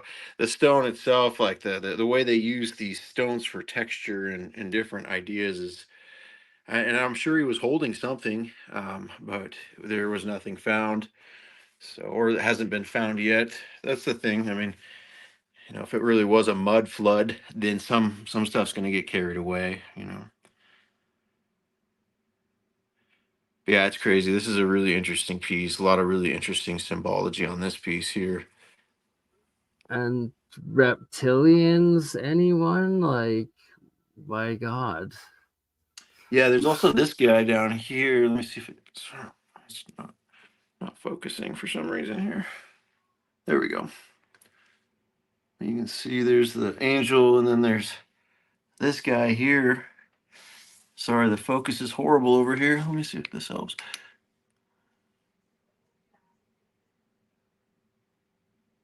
It did.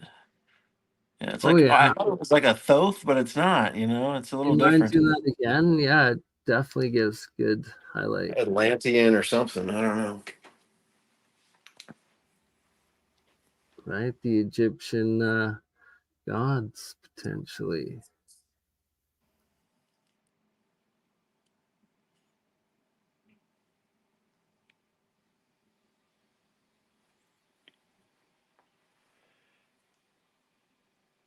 It's crazy. Some of them just really, really glow, and it really depends on where they're found. I think we've talked about this before. Like this one here came out of the river. You can see it's been in the river.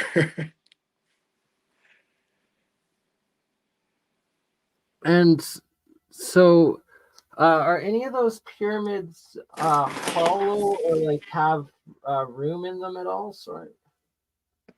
Yeah. Any Here, let me. doors or like spaces? Oh yeah, yeah. Here, let me turn the light back on. Because we're just finished doing episode yesterday on electroculture and pyramid technology, and going over pyramids at the start of this show. And that is one potential thing. See in there, like if you could do tests maybe and try putting like an apple in there and then just an apple in another room just out in the open from like the same package, and see if it extends the lives of them, or like longevity stuff like that, or also charging seeds in it and then planting compared to they're germinating them. Yeah, exactly. Germinating through that in there, 100%. And I can almost guarantee you that if you germinate seeds in that and then plant them, that they'll probably grow 2, 3, if not 5 to 10 times the size. If That's an that's interesting really concept. ancient alien like technology artifact, right? Like, Yeah. Check because this out. I got this seashell, but I mean, this is why I bought it. It's got a trident and a fishtail on these angelic beings. And what's crazy is it talks about the Anunnaki and where they came from originally, and they came from the water. right. So now that you're starting to get a couple of these mermaidish-esque, like water style carving figures as well in yours, it then makes me suspect if all of those giant jade ones that were found from that other site there potentially could also then be real and Yeah. whatnot, that also have them in it, right? Yeah. Well, I mean, you can't trust nothing that any official thing is going to tell you at this point. That's definitely my consensus. Seeing the stuff come out on Friday about those bodies in Peru, I about lost my lid. I mean, I've done extensive research on this to the point where, I mean, I know for fact those things are real.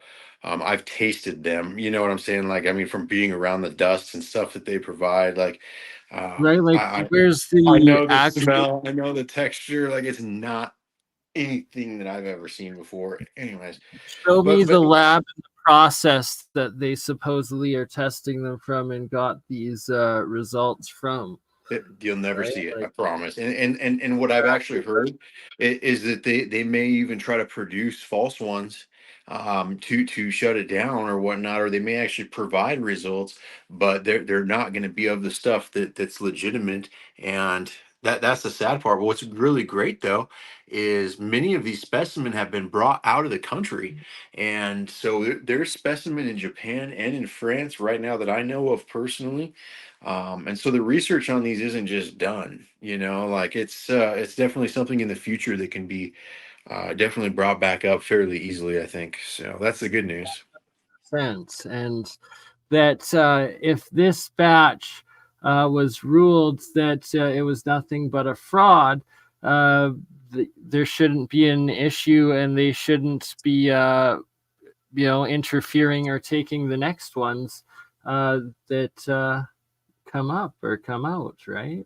Yeah, exactly. I mean, it's really sad. The Peruvian government released a pretty long, extensive report of their findings, and then to see this come Right. out with just one doctor, it's like you're only going to take one doctor's opinion here, when 13 of them signed off on something from Peru, like their highest doctors. Yeah. I, I don't even know how they do that. And it was weird, man. I wondered why no one in America ran that story. I seen Jerusalem Post. I obviously saw it live, and and so it was really interesting to see them do this and ignore that. It really brings a lot of light to these stones because we found exact depictions of those species in these carvings from Mexico. I think I've shown you that before. And Yeah. so that being said, I mean, it's all connected. Likely, I guess is what I should have said. Got this And Stargate here, and this crystal inside of this thing is. It doesn't look like much, but man, oh man, it is really, really like. It almost feels like water in your let's hands. carve it. Really? Mm-hmm. Something It's you really have to bizarre. experience. And there's a part of it that glows, like there's an inclusion inside of it that glows green. It's pretty Oh, wild. you're gonna have to show us that. Yep. Yeah, both these new skulls both glow as well. Here, I'll turn off the light again here. Right, like glowing skulls. Hang on, it'll be 1 second. There we go. One of these days I'll get like a remote for my lights so then I don't have to deal with this. Right? I need to think. I'm 24. going to take the crystal out of there and not try to do it around a bunch of breakable things here. Safety first, for sure. Oh, wow. Oops. Sorry.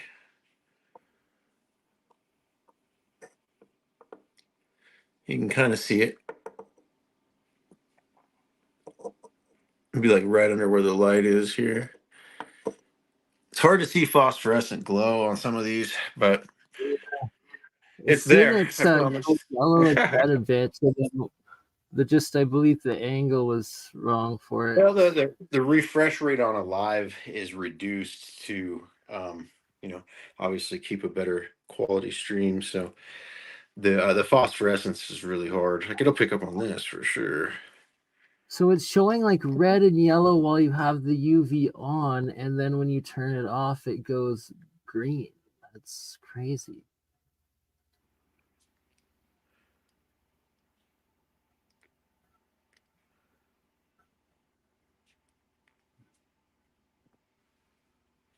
Blue one is just wow.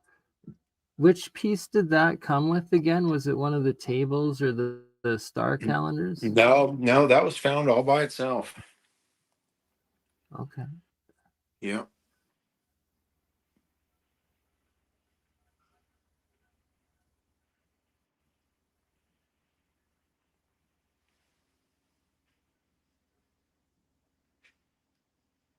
I like this guy right here because you can really see they use the texture and like the eyes a different color, the arms, it's Right? crazy. It's really crazy. We have some experiments that we're gonna run. I finally found a commercial UV agitator essentially that we're gonna build. You can't necessarily just get something, but we can totally build this like a microwave. And I found a guy that's really good on that kind of stuff. So yeah, calcite is I just saw someone comment, and this is all like all these different types of stones. This stuff here I'll show you. Um, this type of rock here, you'll see it has a phosphorescence as well as a green, but you'll see also the around it is phosphorescent, and that's because of the high calcite. There's calcite in almost all of this, and if you study the pyramids and what they coated the pyramids in Giza, the Great Pyramids were coated in limestone, which one of the key components of limestone is calcite, and I think that's really important. If it really was an industrial complex, then the significance of calcite and pyramidal energy of whatever how they were doing this is significant, and yeah, so we're going to stimulate Um, these pieces with extensive amounts of UV, because if it could have been that the pyramids, created some sort of energy that they were able to harness. There's a lot of alchemy. activate them. Yeah. Remember alchemy? Well, you don't remember, but I mean, you know of alchemy, and it has a lot of symbols Oh, and I a lot am of a huge history. alchemist, an experimental alchemist, my friend. So the I am. reality is like a lot of alchemy doesn't work anymore, and I think that's because the pyramids are no longer working. You are I think 100% correct.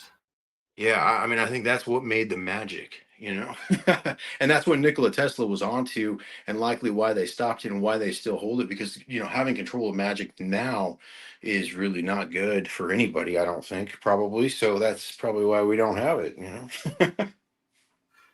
Yeah, and hopefully there's not an evil elite group practicing dark magic on all of us. Oh And no, there is. There is, and I mean maybe not on us, but maybe, you know, I mean on everybody, I guess, and that's the reality. I mean, Satan and his fallen angels are probably what created this universe, and so we're bound and determined to cross paths with evil because it's within all of us. You know what I mean? I people always say, "Oh, are these things evil?" Considering the pieces, and I answer them like, I don't think good and evil are a separated thing. I think that they both exist in the now inside of all of us, and it's whoever perceiving it that's going to, you know, influence that. I guess more than anything.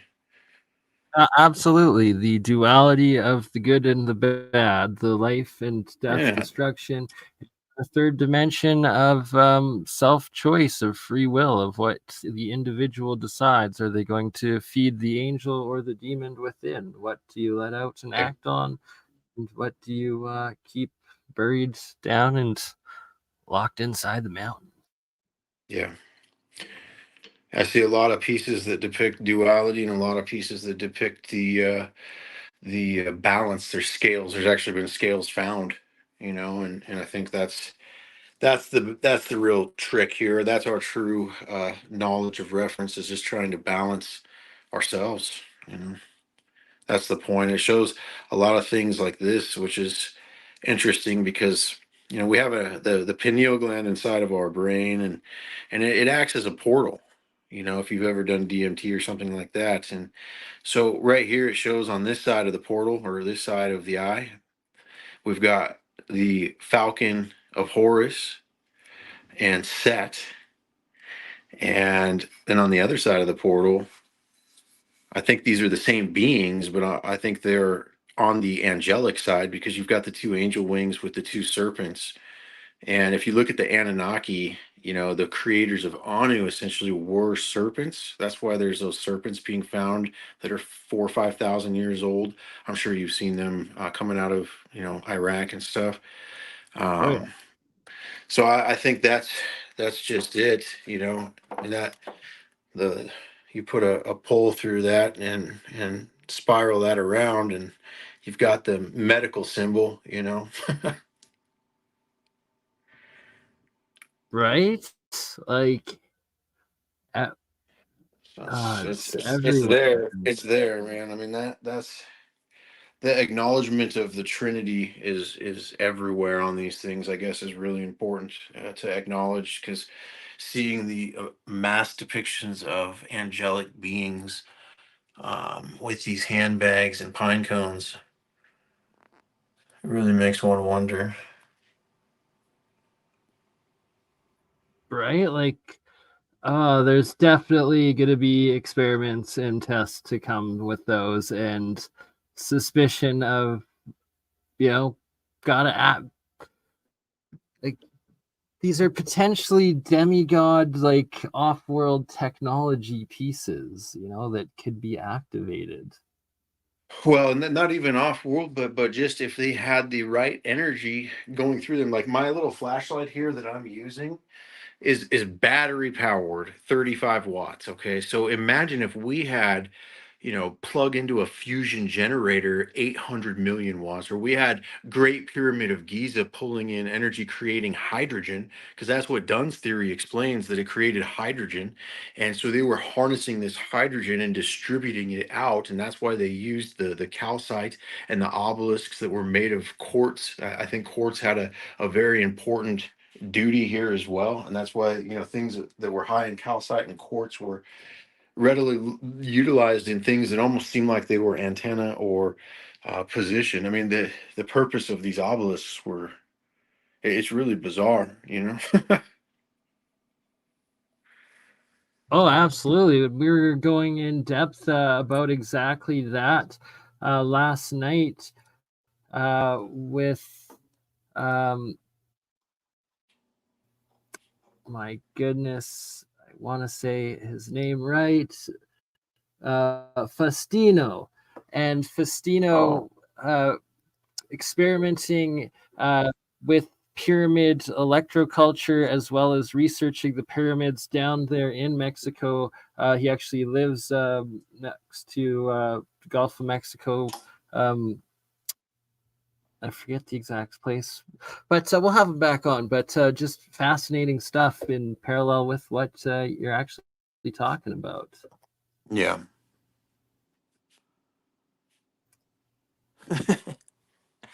Learning and activating and using these ancient technologies and artifacts. Yeah, and I mean using them is really like concerning, but I mean that Potentially, right?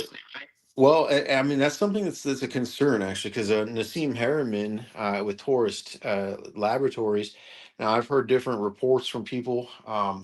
I don't have a direct report from Nassim, so I can't tell you this with the utmost confidence. However, I have seen that there's a serious NDA in order and in place due to an event that occurred there, and it was said that they were utilizing frequencies and different types of energy to try to stimulate these pieces, and a portal started to open and they didn't know how to close it. They shut all the machinery off and the portal still existed, and it freaked everybody out real good. And so they started to really bunker down and keep things under wraps. And I mean, I'm sure you've seen Nassim come out with certain things about this, and then all of a sudden it seems like he just disappears, and that's for probably good purpose in multiple occasions.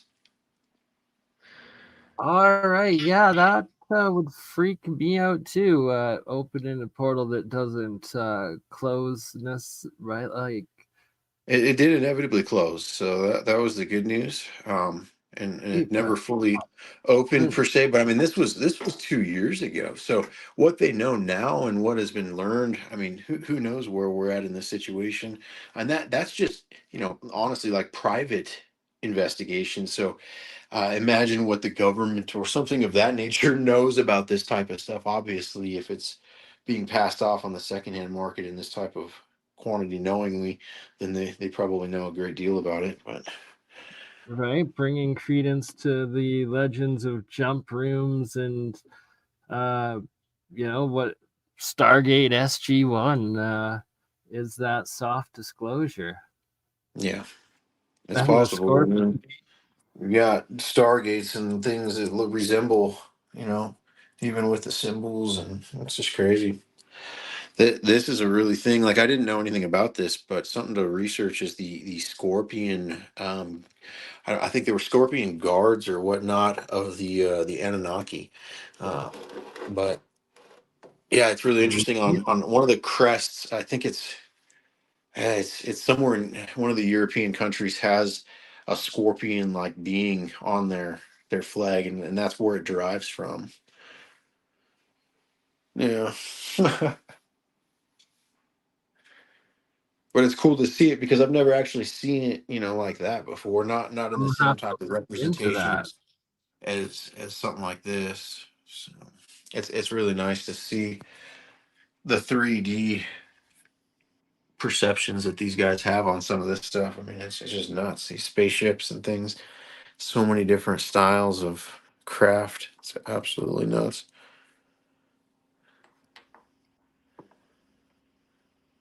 Right, like these artifacts are just next level.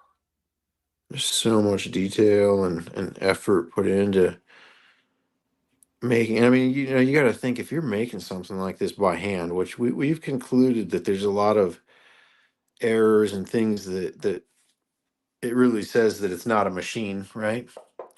But damn, I mean, the chance of making an error here would be so high.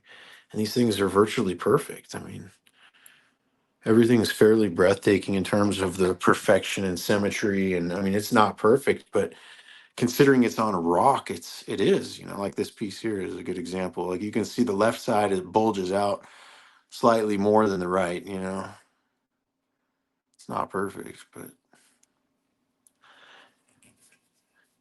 a hell of a lot closer than I would have got.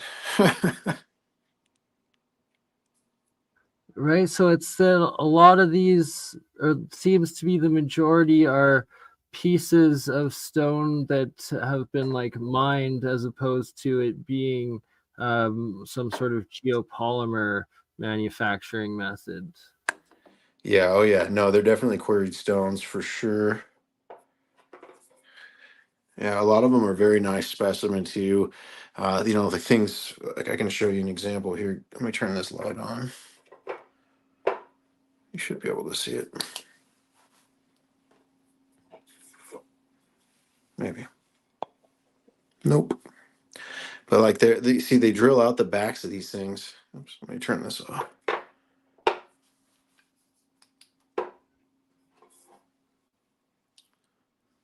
And I mean, it's like a piece of marble that's inside of there. Wow. And then you put light behind it, and it lights up that face. It looks really, really cool. But I mean, you look at the edge of this and how it's made. All these Yeah, like individual spikes. I mean, this is a serious project. This ain't just some indeed. quick, And and it's not how 3D could printed. Like they, these things are like, not even, break or crack or mess up? Like, right? The level of perfection is pretty extreme. I've collected a lot of carvings and stuff, and never have I seen so much detail.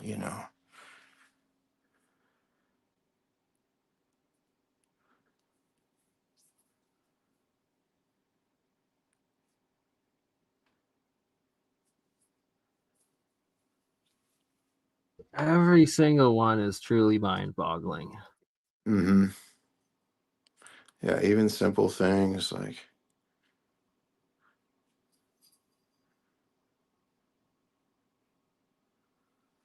I don't know. It's wild. It's like just magic to the eyes. Everything is so visually stunning and stimulating and full of like ancient knowledge and Yeah.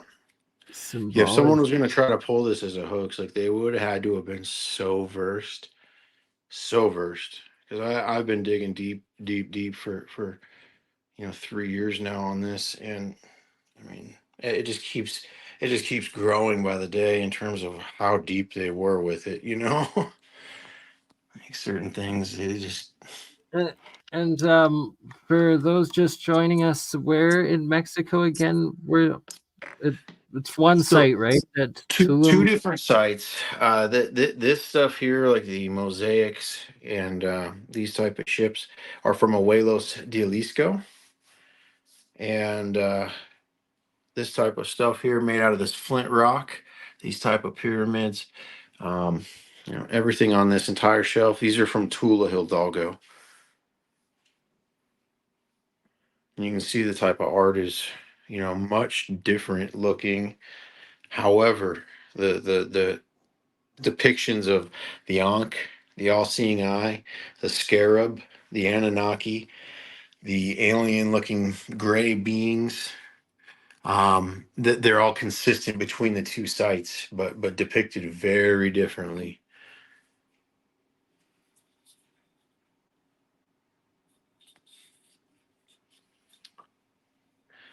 It's pretty neat.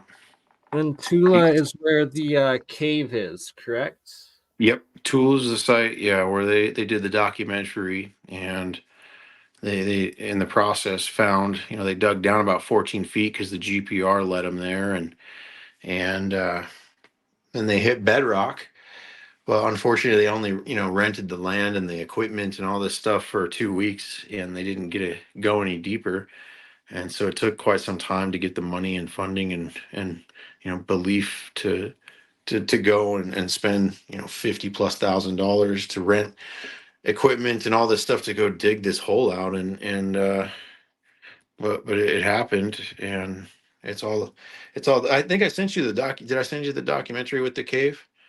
Yes, I gotta Yep. finish watching all full 4 hours. Maybe get you No, no, to. no. That's the Tula one. The cave is a separate one. It's only about 30 minutes.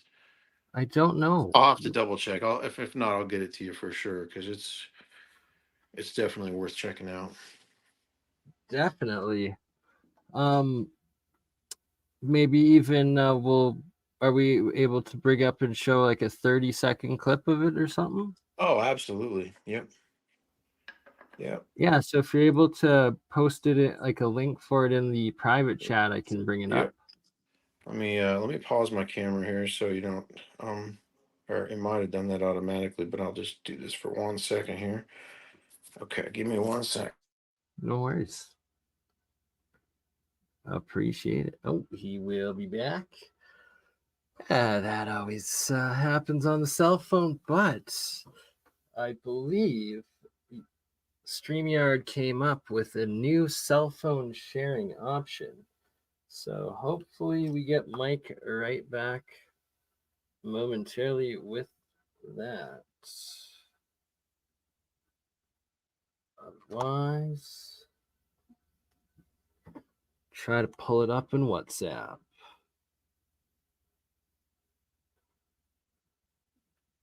Oh.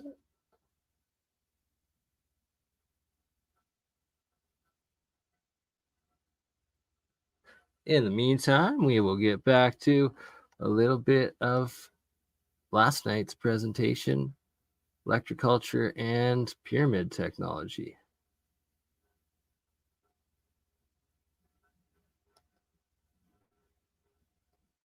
Slowly moved under the earth. The height And of we that got geographical. All right, we got Mike back. Sweet. You see the link there? Yep. Okay, I think it posted it. Awesome. Let me turn this. Yes, sir. I don't know why I closed out, but that's StreamYard for you sometimes. On the mobile, it's questionable, you know. Exactly. We make her work. Yeah, we've come a long way. I'm content for sure.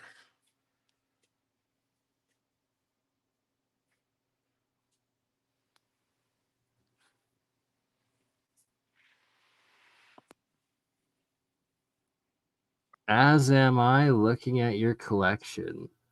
This is amazing work. This is an interesting piece because like you see like the portal on the right there. Let's see if we can zoom in. Okay. So on the right, oh yeah, there we go. Yes. And now that I see that, that's identical to the depiction of the portal in one of the pieces that Nassim Haramein had originally come out with. Oh, and was interesting. describing. Huh. I don't know if I've seen that one, but that's great. No, I like to see that sort of stuff when you see things come up and maybe in a different way or but similar enough to where it's especially between the two like Tula and Abuelos. For instance, I'll show you a crazy one here.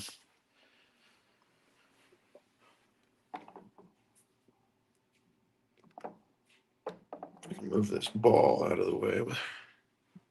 Even that. Wow. This ball is ridiculous. It's got a pharaoh here holding DNA above his head. And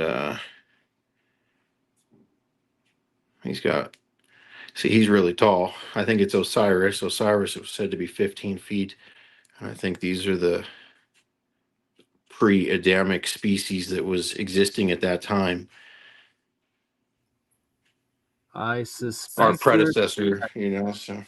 But they're sitting there messing with DNA, and then on the bottom of this base,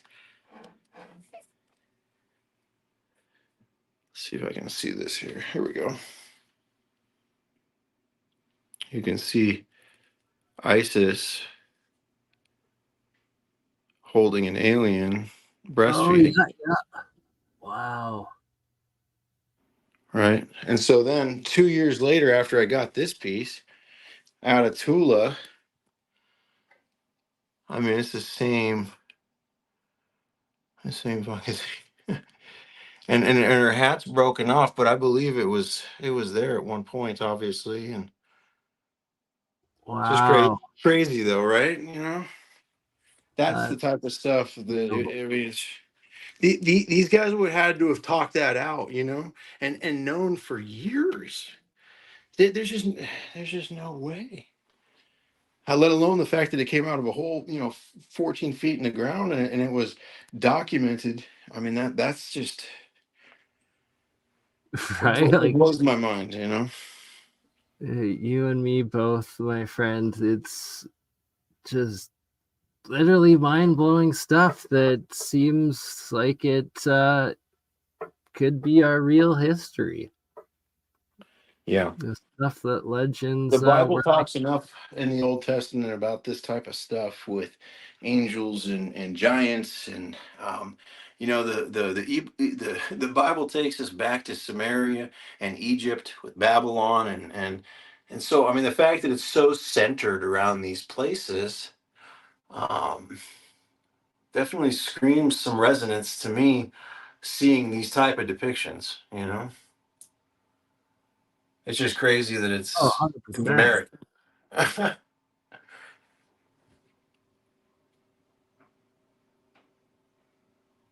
Pretty wild.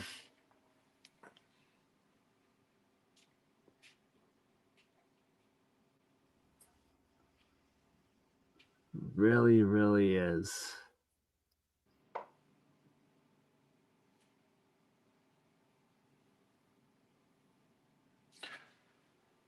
So inevitably, I think I had a professor come on board, and he's going through quite a bit of stuff to get the symbols and the star maps analyzed to where we can get Really? some sort of yeah. It's going to cost me about 10 grand to build this server, but the server is going to allow us to use AI to create this database and feed it information essentially, and Amazing.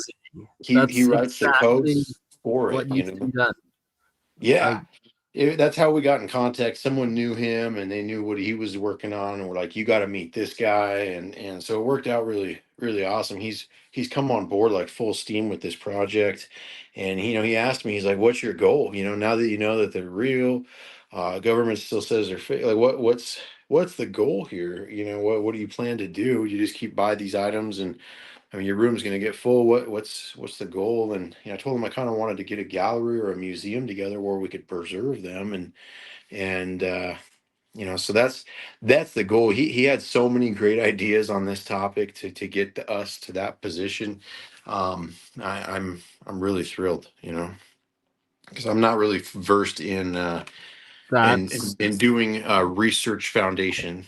You know what I mean? But he right, is like because the perfect partner to do this. That's yeah, he unbelievably good news. Lots of good. He's raised like 20 or 30 million dollars in grants before, and he's done a lot of this stuff. He mentors PhD and doctoral students, and so he's really versed. Plus, he has access to students who are trying to get their knowledge and education. So we're going to really be able to get some work done. Turn it into real, actual archaeological, anthropological research and I'm document. handing it over as fast as I can, man. I'm going to write my book and hand this over to the experts who can hopefully get it to where it needs to be. Because I mean, this is so beyond me. This is not my profession. I didn't sign up for this. I'm not trying to bark up the wrong trees with this type of stuff. However, it's absolutely crucial that it's documented, and that's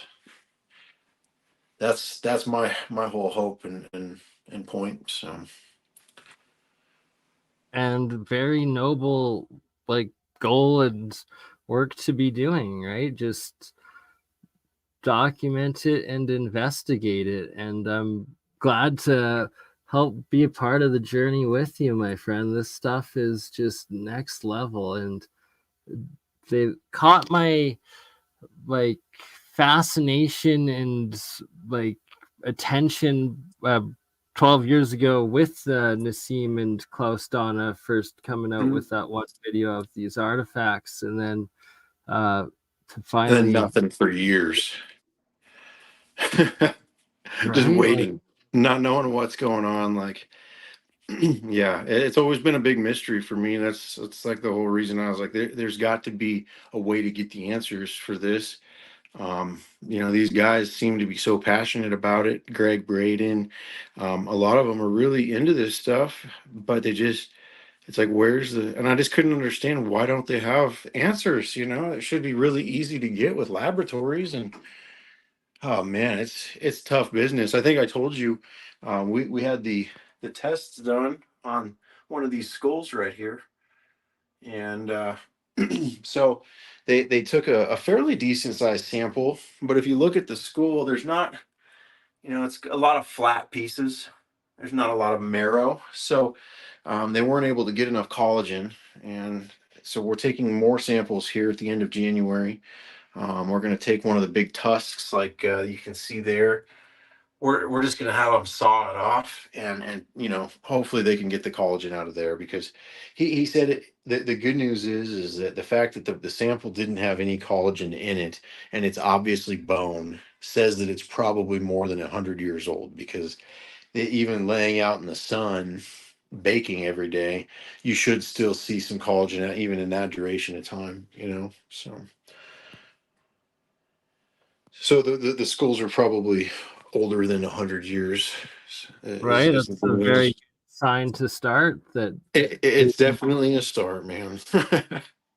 And then if you can start confirming that some of them are just animals that lived in the Younger Dryas time period, the megafauna of pre-cataclysm time of the last epoch, and just one or two of those verifications will be a huge proof towards. Yep, DNA will be the next thing. Once we get the official dating, I'll feel really comfortable paying for a DNA test. But I would have hated to pay for a DNA test first off, and then came to the conclusion that it was, like you just said, Capanus canzius or whatever from the Younger Dryas period, and it went extinct, and so on and so forth. So yeah, but the fact is, we've had numerous experts, paleontologists. They've all examined this thing, and it's definitely not anything that any of them have seen. So the fact that we haven't got an affirmative result yet, just on those knowledge bases alone, is pretty interesting to me. I mean, that you would think someone would be able to just be like, yeah, that's this and this. I mean, an expert in the field, that they should be able to identify it. Yeah, no doubt. Actually, the It's like for instance, original like this one I posted, and I think I showed it earlier, but they found it, real close by, and um, they thought it might have been, a cyclops or something, because it's got this one hole with the nose, and they couldn't figure it out. So but it's not. It's a. This is actually the backside, and then there's it's a dog, and this is the nasal, and this is the spinal cord that goes through there. Oops, sorry. Supposedly 6 billion years old or something. No, it went extinct 9 million years ago and lived. It came into an existence around 30 million. So in that era. It's regardless. It should be fossilized because it survived the Younger Dryas impact, and so I'll be able to tell. And if it is a fossil, then I mean that's a major come up that they found a fossil like that. That just adds even more mystery to it. Well, no, I mean you should expect to see this. It was a type of dog, like almost like a fox, but larger. I mean they would definitely be in that area. So. Not uncommon. Necessary. I mean, it's uncommon to find that fossil, but not uncommon to see that animal in that area. Oh, okay. Sorry. So that was found close by, not actually in the It's not site. in the cave. No. Okay. Sorry. No. I got you. It was actually found in Guerrero State, where some of the other skulls like this were found. Not all of these skulls were found in that site. We've only found 2 of those skulls in the site there, but fact is that they are finding them in that site. So. I got you now. Yeah. And that jade mask is just so next level too. There's so many parallels and similarities to a lot of the artifacts that are being shown. The parts that you've collected in Mexico, that the the ones that have come out, for instance, like the Crespi collection, as well as like the oh goodness, is it the Burroughs Cave or the there's definitely the Ica stones that Yeah, and they have similarities too. Yeah, exactly. And in China, though, the what do you call Hongchen. Yeah, there's more and more of it coming out with more Aztec and Olmec and Mayan looking artifacts that are. I've purchased a couple of these pieces just to study them, and I did not find that they felt genuine whatsoever, from what I've seen. However, I have seen a couple of them that I had to really question. I mean, they might be. I think just like these pieces from Abuelos, I've seen quite a few false ones. Um, mostly stuff of this type of nature, small things that are easy to replicate. Um, but nonetheless, I think it would be the same with the Hongshan, especially in China. If they're trying to cover it up as a communist country, then they're going to make a ton of fake ones and flood the market with it so they can get rid of the real ones as soon as possible. Yeah, right. And I mean, logically, if that's the the motive, possibility that within all of the pyramids and mounds or Well, they have burial pyramids sites, in China lined up the same exact way as Teotihuacan and the Great Pyramids, as Orion's Belt. I mean, the exactly. fact Yeah. the fact that those mounds are lined up like that, it just doesn't seem like a natural formation. The same with the ones on Mars. It's Oh no, it was one giant like previous pre-cataclysm global civilization, the pyramid building civilization. they were able to terraform and use that energy, the Yeah, alchemy and the magic to terraform and to manipulate the worlds to harness and harvest things off of them, likely. 100%. It's seeming like evidence of this original demigod cedar like um race society entity, Yeah. whatever it was, right, that came in and were the original master terraforming builders, and they were responsible for all of the pyramid mountains and stuff like Yep. that. Yep.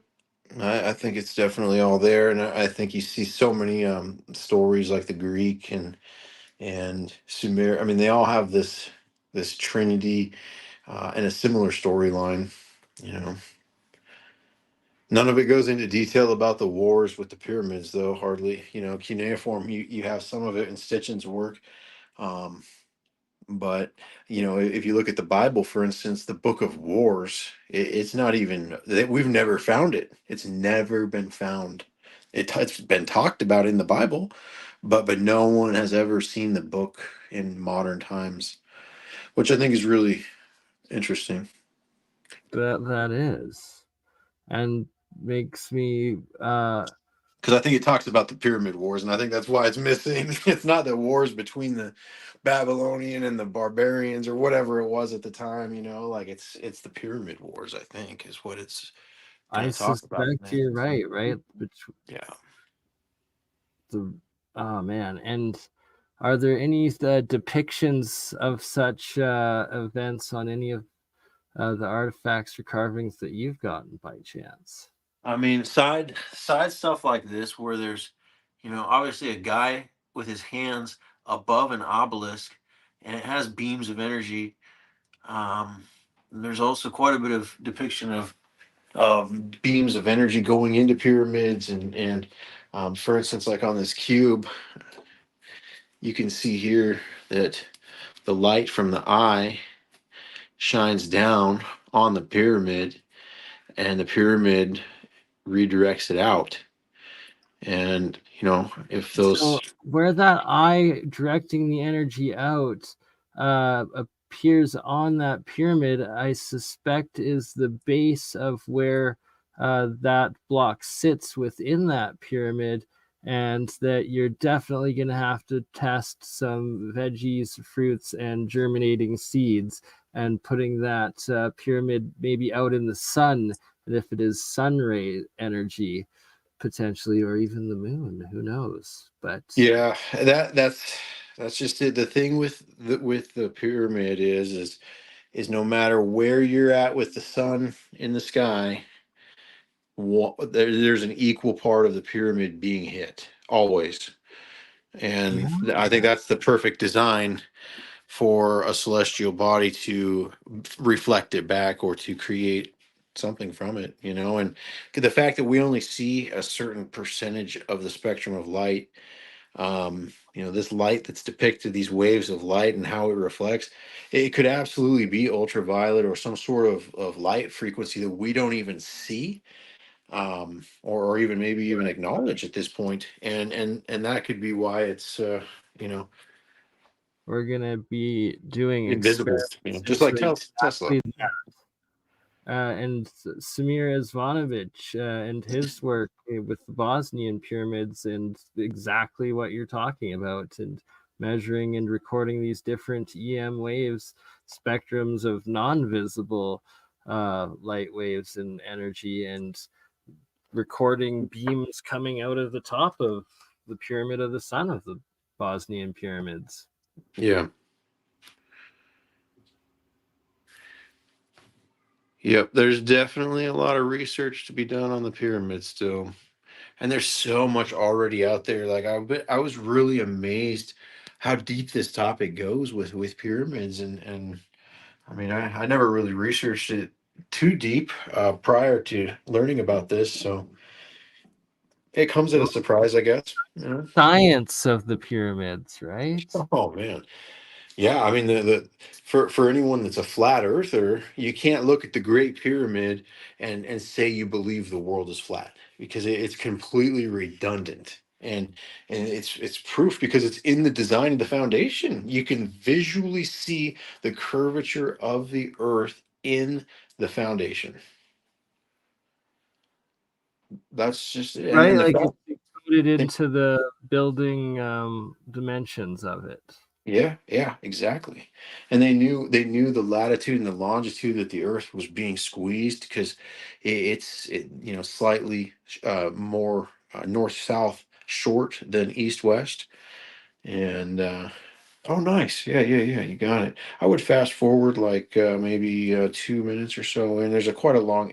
Okay, I'm not going to talk about long intros, but it has a pretty short intro compared to yours.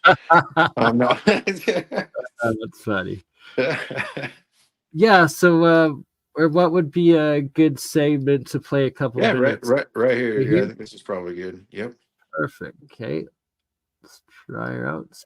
Permitirá elevar los niveles de It's captioned, eficacia so en you'll la want to labor de make it. prospección. Yeah. Should I mute it there and maybe let you give No, a I mean it's description of it? it's closed captioned, so you could just maybe turn it up a little bit less loud, and I think it's got good. Okay.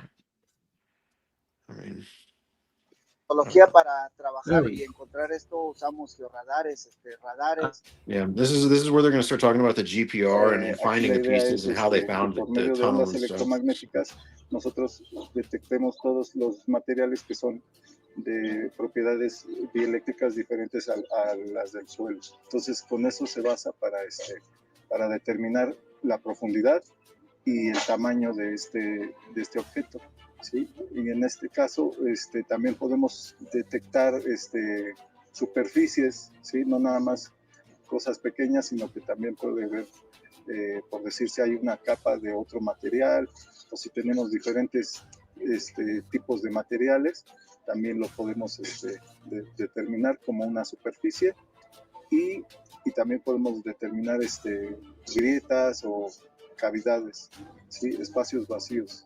Yo llego aquí porque me invitan por un aparato que nosotros tenemos. Es un pequeño magnetómetro que nos permite ver inconsistencias de la Tierra. Es un magnetómetro de bastón. Tiene dos funciones. Tiene la función en tiempo real, que es como lo hemos trabajado aquí, y aparte nos da un 3D. Nos permite hacer una lectura del suelo donde pasamos.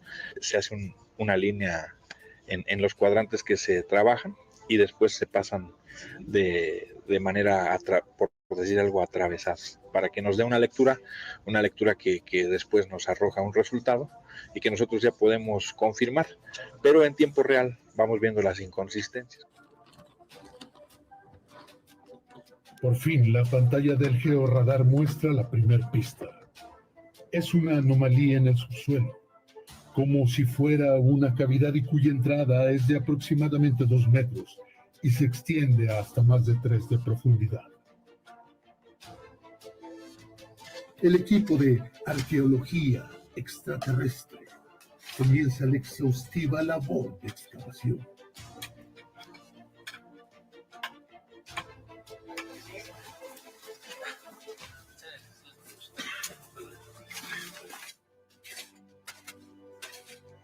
Encontramos pisos, son 2, 3 pisos que se encuentran antes de llegar al túnel. No sabíamos que había un túnel, pero ya nos fuimos guiando. El georradar nos detectó una anomalía.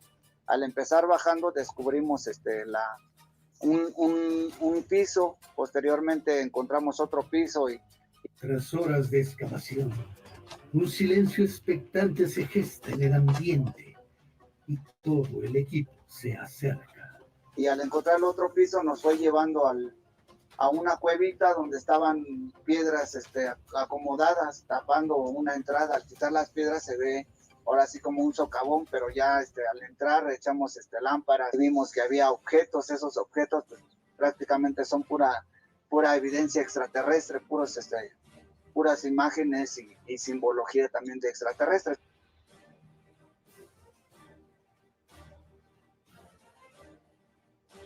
Los días y horas de investigación y trabajo rinden frutos y las primeras pistas que arrojan luz sobre el enigma alienígena se asoman para llenar de expectativa y emoción al equipo. Dentro de la cueva se encontraron petrograbados, pero de evidencia extraterrestre. Y igual así en el mismo techo de la cueva están tallados en paredes que son paredes de prácticamente tesontle. Pues ahí vemos son puros seres también extraterrestres, son híbridos, realmente son con cola, son espíritus, no tienen pies, pero pues son seres que vienen de otra galaxia, de otro planeta y dejaron huella ahí justamente en las piedras. El motivo, el por qué están aquí, pues es muy difícil de decirlo, ¿verdad? Vamos a mostrar algo de lo que nunca había mostrado nadie en el mundo. Son evidencia de seres con cabezas alargadas, seres que caminaron en esta tierra de Tula Hidalgo. Vamos a observar el primer ser. Este es una cabeza alargada, tiene un báculo en su mano. También ya es muy complicado sacar toda la pieza completa, pero observemos su ojo, tiene una incrustación de una obsidiana. Este es un ser de trompa muy pequeña, pero cabeza alargada. Esta es otra cabeza. Esta es una cabeza alargada. Aquí podemos ver también el ojo. Es un ser que también viene en posición, casi que podría decirles una posición fetal. Aquí vemos el cambio de tierra y es otro nivel. Aquí ya es un tercer piso que estamos encontrando. Y aquí hay otro ser que también viene. Aquí arriba trae una cabeza, también es alargada, con una trompa larga, pero este viene atrás de este otro ser. Aquí también vemos una estrella, o estos círculos que están plasmados allá también es uno de los círculos que nos llama mucho la atención, ya que posiblemente nuestra hipótesis es que sea una alusión a las estrellas, una alusión a la luna, una alusión al sol, o no sé, posiblemente una huella de ellos con una esfera. Esto está marcado realmente en una estructura del túnel pero que está conformada por pasto y es y parte de barro. Con esto compactaban y hacían sus casas. Tuvieron que hacer una interactuación con ellos porque aquí en esta época pues los toltecas todavía no tenían este conocimiento y posiblemente ellos fueron los que se lo dejaron mostrado o se los mostraron y les enseñaron toda esa evidencia para construir. Aquí vamos a ver otro ser, que aquí hay una división también en el túnel. Lo que llama la atención de este lado, del lado izquierdo, van entrando, pero del otro vienen saliendo estos seres. Ahora miremos esta otra, es algo fascinante. Podemos ver claramente que es un ser extraterrestre que sostiene en sus manos un cráneo alargado y una esfera. Esto tiene similitud con Anubis. So just pausing it for a moment. Yeah. To describe this, there's an entire cave wall with the identical carvings, art style, and depictions as the artifacts that your collection is, that these artifacts were dug up from and removed from. Yeah, yeah. This piece, that piece that I was showing you earlier, is right out of there. I mean, I've got the whole video on my feed there. The one with the crystal here, and it's something else. Right? That's just amazing.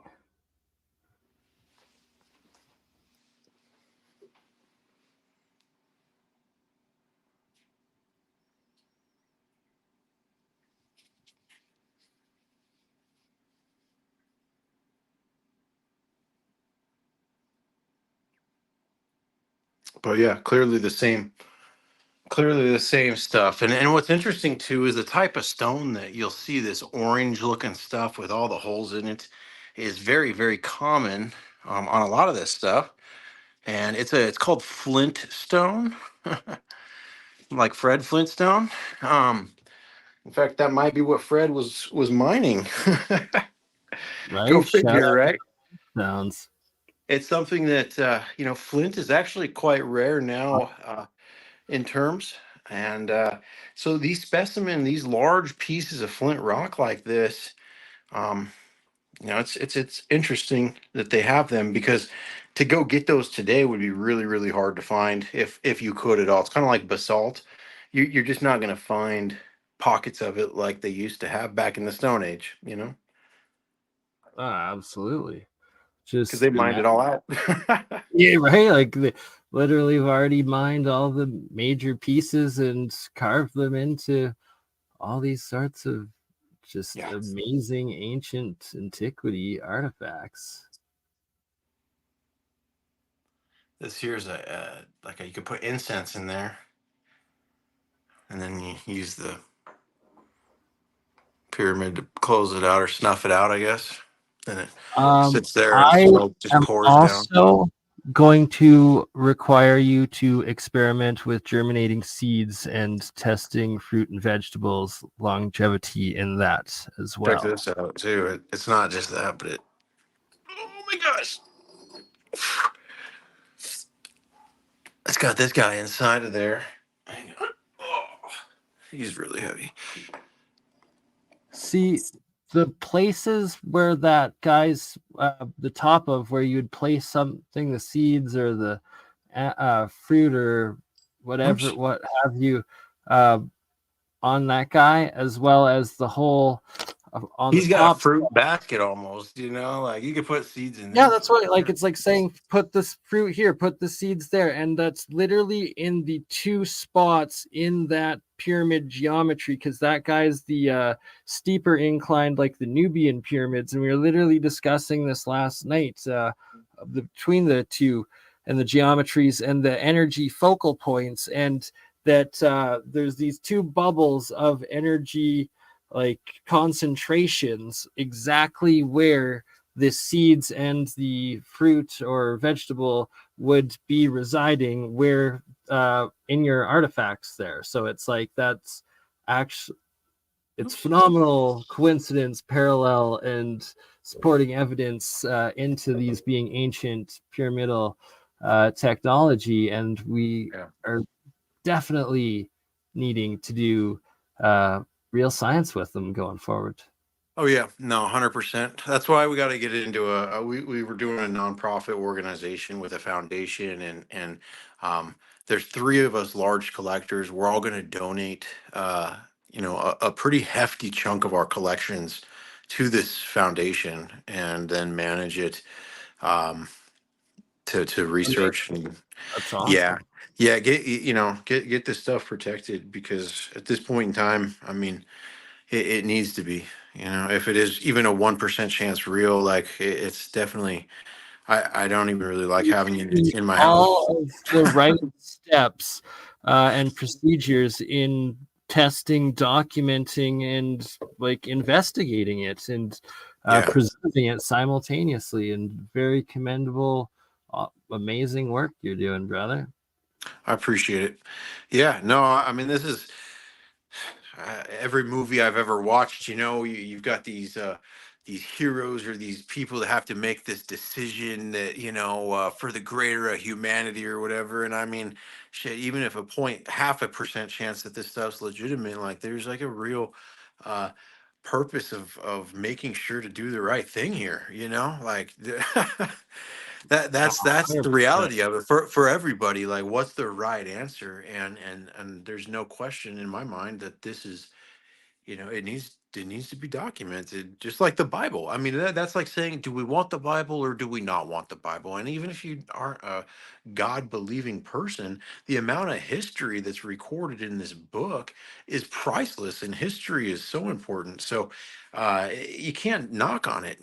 Like there's value there, regardless of what you believe.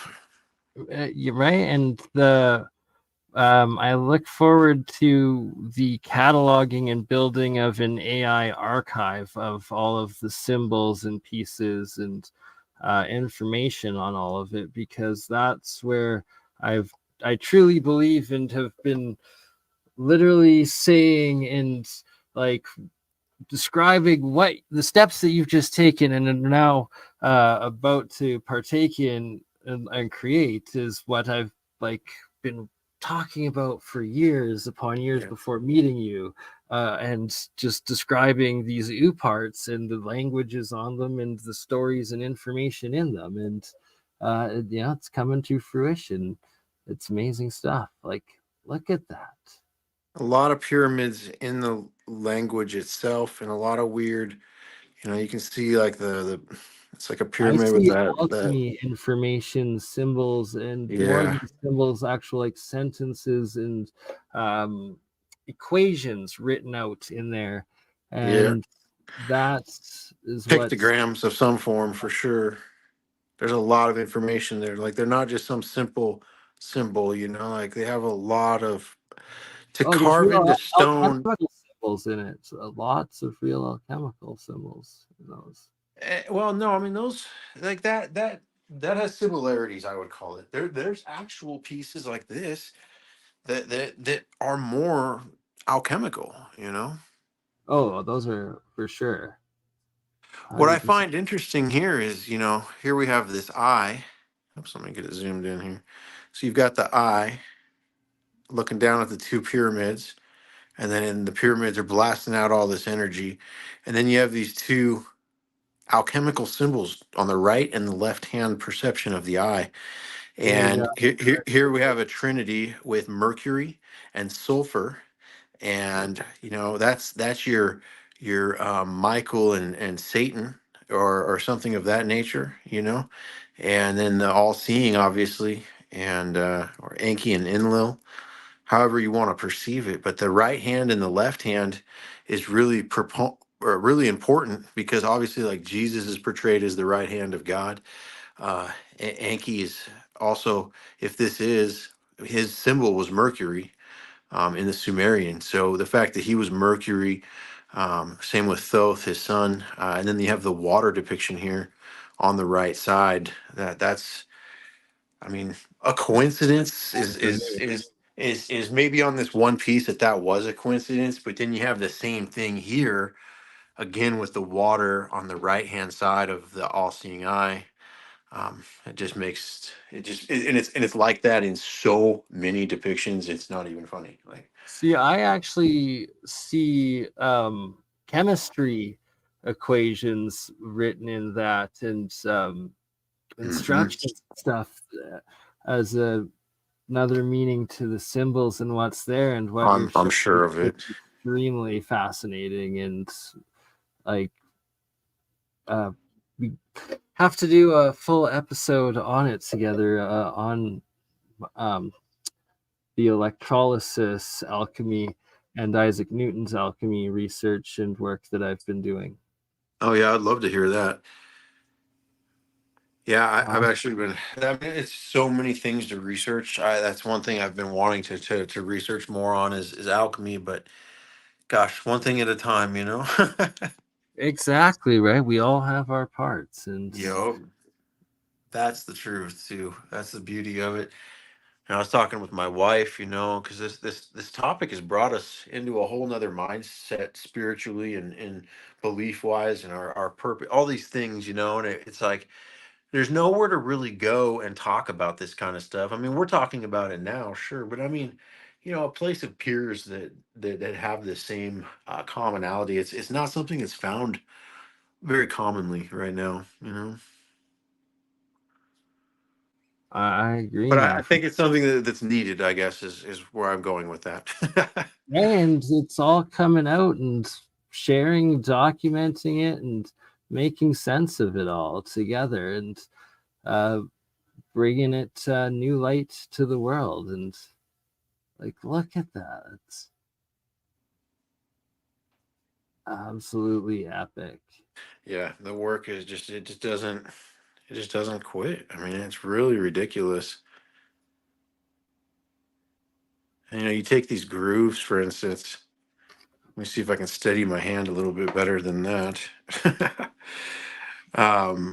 Well, it's clearly They're the not same symmetry. culture or artists, artisans, people, or person or persons that Mm. created your carvings, as well as the ones that were on the original pieces documented by Nassim and Klaus. And Oh, that's absolutely. I'm working with the same. I mean, like Mark Russell, for instance, all those guys were in on that, like back then, together. Like they were researching this. Oleg Elistrov here with this book. I'll show this book too, because anyone that's watching, I always feel like I'm just talking to you, man, and I always forget there's an audience when we're talking. So, this book is really great. It's called Mexico Paleo Context. Oleg Elistrov is a PhD. He's a Russian scientist that went down there. This is him here.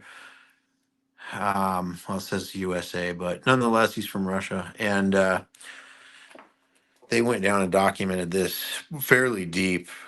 Really took off where Nassim kind of left us hanging there after his, because when he came out with this and it got put on the internet, he got shunned in the scientific community. I mean, they told him he was a nutcase. They tried to cancel him, just like they right. tried to cancel anyone that goes against their agenda. I've seen it He so was many times. just like breaking through in like the experimental physics into being accepted in the mainstream academic science community, and then they pulled that on him, and just not a word of it or him since, really.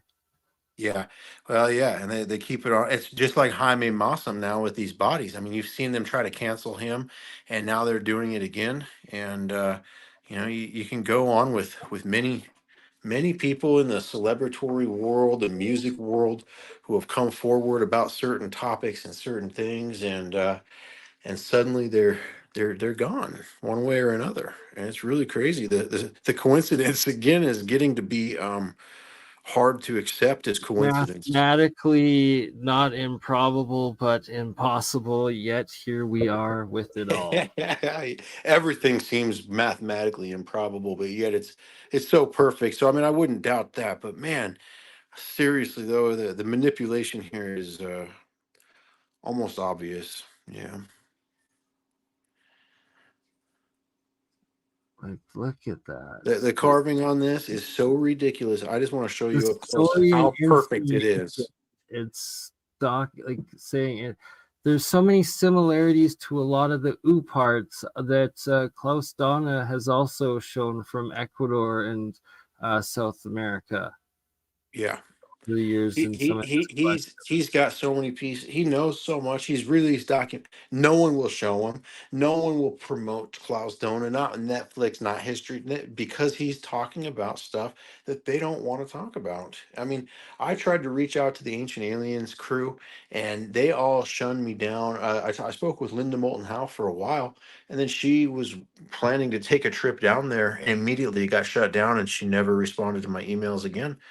And again, it's just, there's I've disclosure. actually heard Disclosure very is complicated. similar stories and experiences with people investigating and exploring the Grand Canyon Pyramid Complex site, and that group of individuals.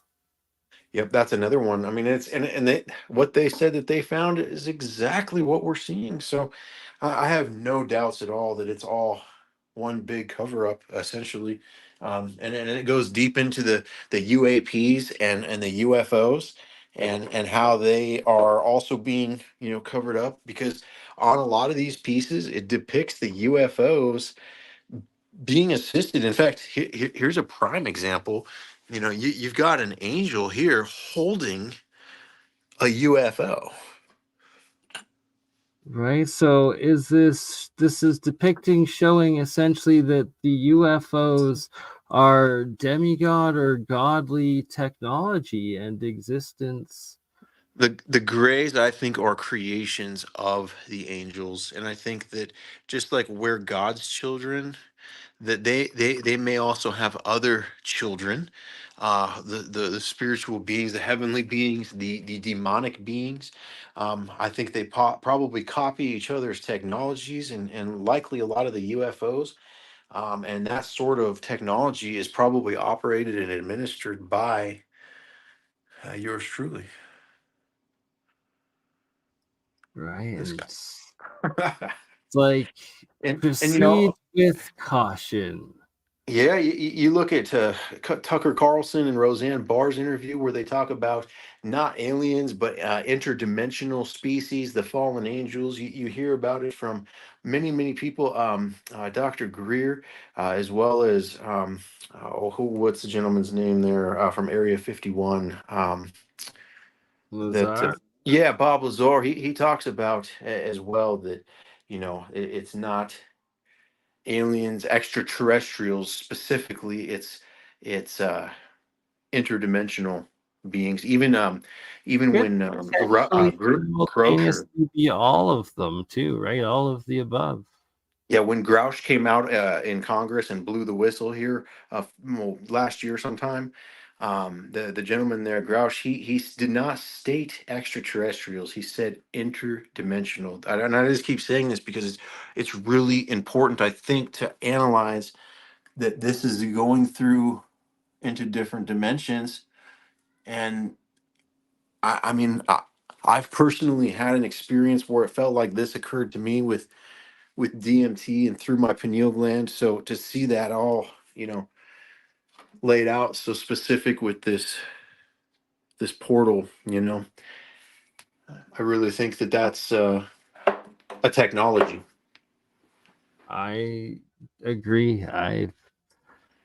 Then that's why we gotta proceed with caution, but do real science with this and real archaeology and um, studying it, making sense of it, figuring it out, and uh, the AI archive will be absolutely amazing because once you complete uh, your full database of what you have, you can then start creating or comparing it to all of the other UPART collections out there. And I guarantee that it's just going to be so insanely statistically impossible, the ridiculous amount of confirmations that are to come with it all, right? Like it's Well, we're not going to stop just there either. Like I'm a big JJ Hertog fan, and I've got probably 5,000 hours of lecture from him. And so we can now take lectures and run them through the AI as well, and it'll automatically decode all the text. And then now we've got all the information in all of his speaking, that we can now also, because the reason I use him is because he had an experience with Enoch specifically, and the knowledge that he brought back in 1973 was so spot on that, I mean, there's two 500 plus page books of confirmations from his original 400-page book. It's gone that deep in terms of peer reviewed science, and so he talks so much about the fallen angels and all of this type of stuff, portals and pyramid usage and stuff like that, that I think being able to utilize and bump the two together will be quite valuable, because I found similarities just me looking. But if I had AI to go through all of it and then make databases for me and publish, papers on specific questions, that's what I'm talking about. Gonna be interesting results to come, my friend. And this is probably a good point to wrap it up for tonight, as we're getting to the 3-hour mark. Oh yeah, I came late. I apologize. Oh, no worries, brother. It's the perfect second half, and I'm gonna edit it down and republish it as a full episode all on its own, because this has been absolutely amazing and awesome. And we'll be at it again tomorrow if you're available. If not, I should be, man. Yeah. All Just right. message me. I'll be around. So. Okay, I will do. And in that case, looking forward to seeing you for part 2, which is actually like part 12 by now. And it'll be awesome. Thank you, Mike, and thank you everybody watching. And we'll see you all again here, same time tomorrow. Ta-ta. Have a great night.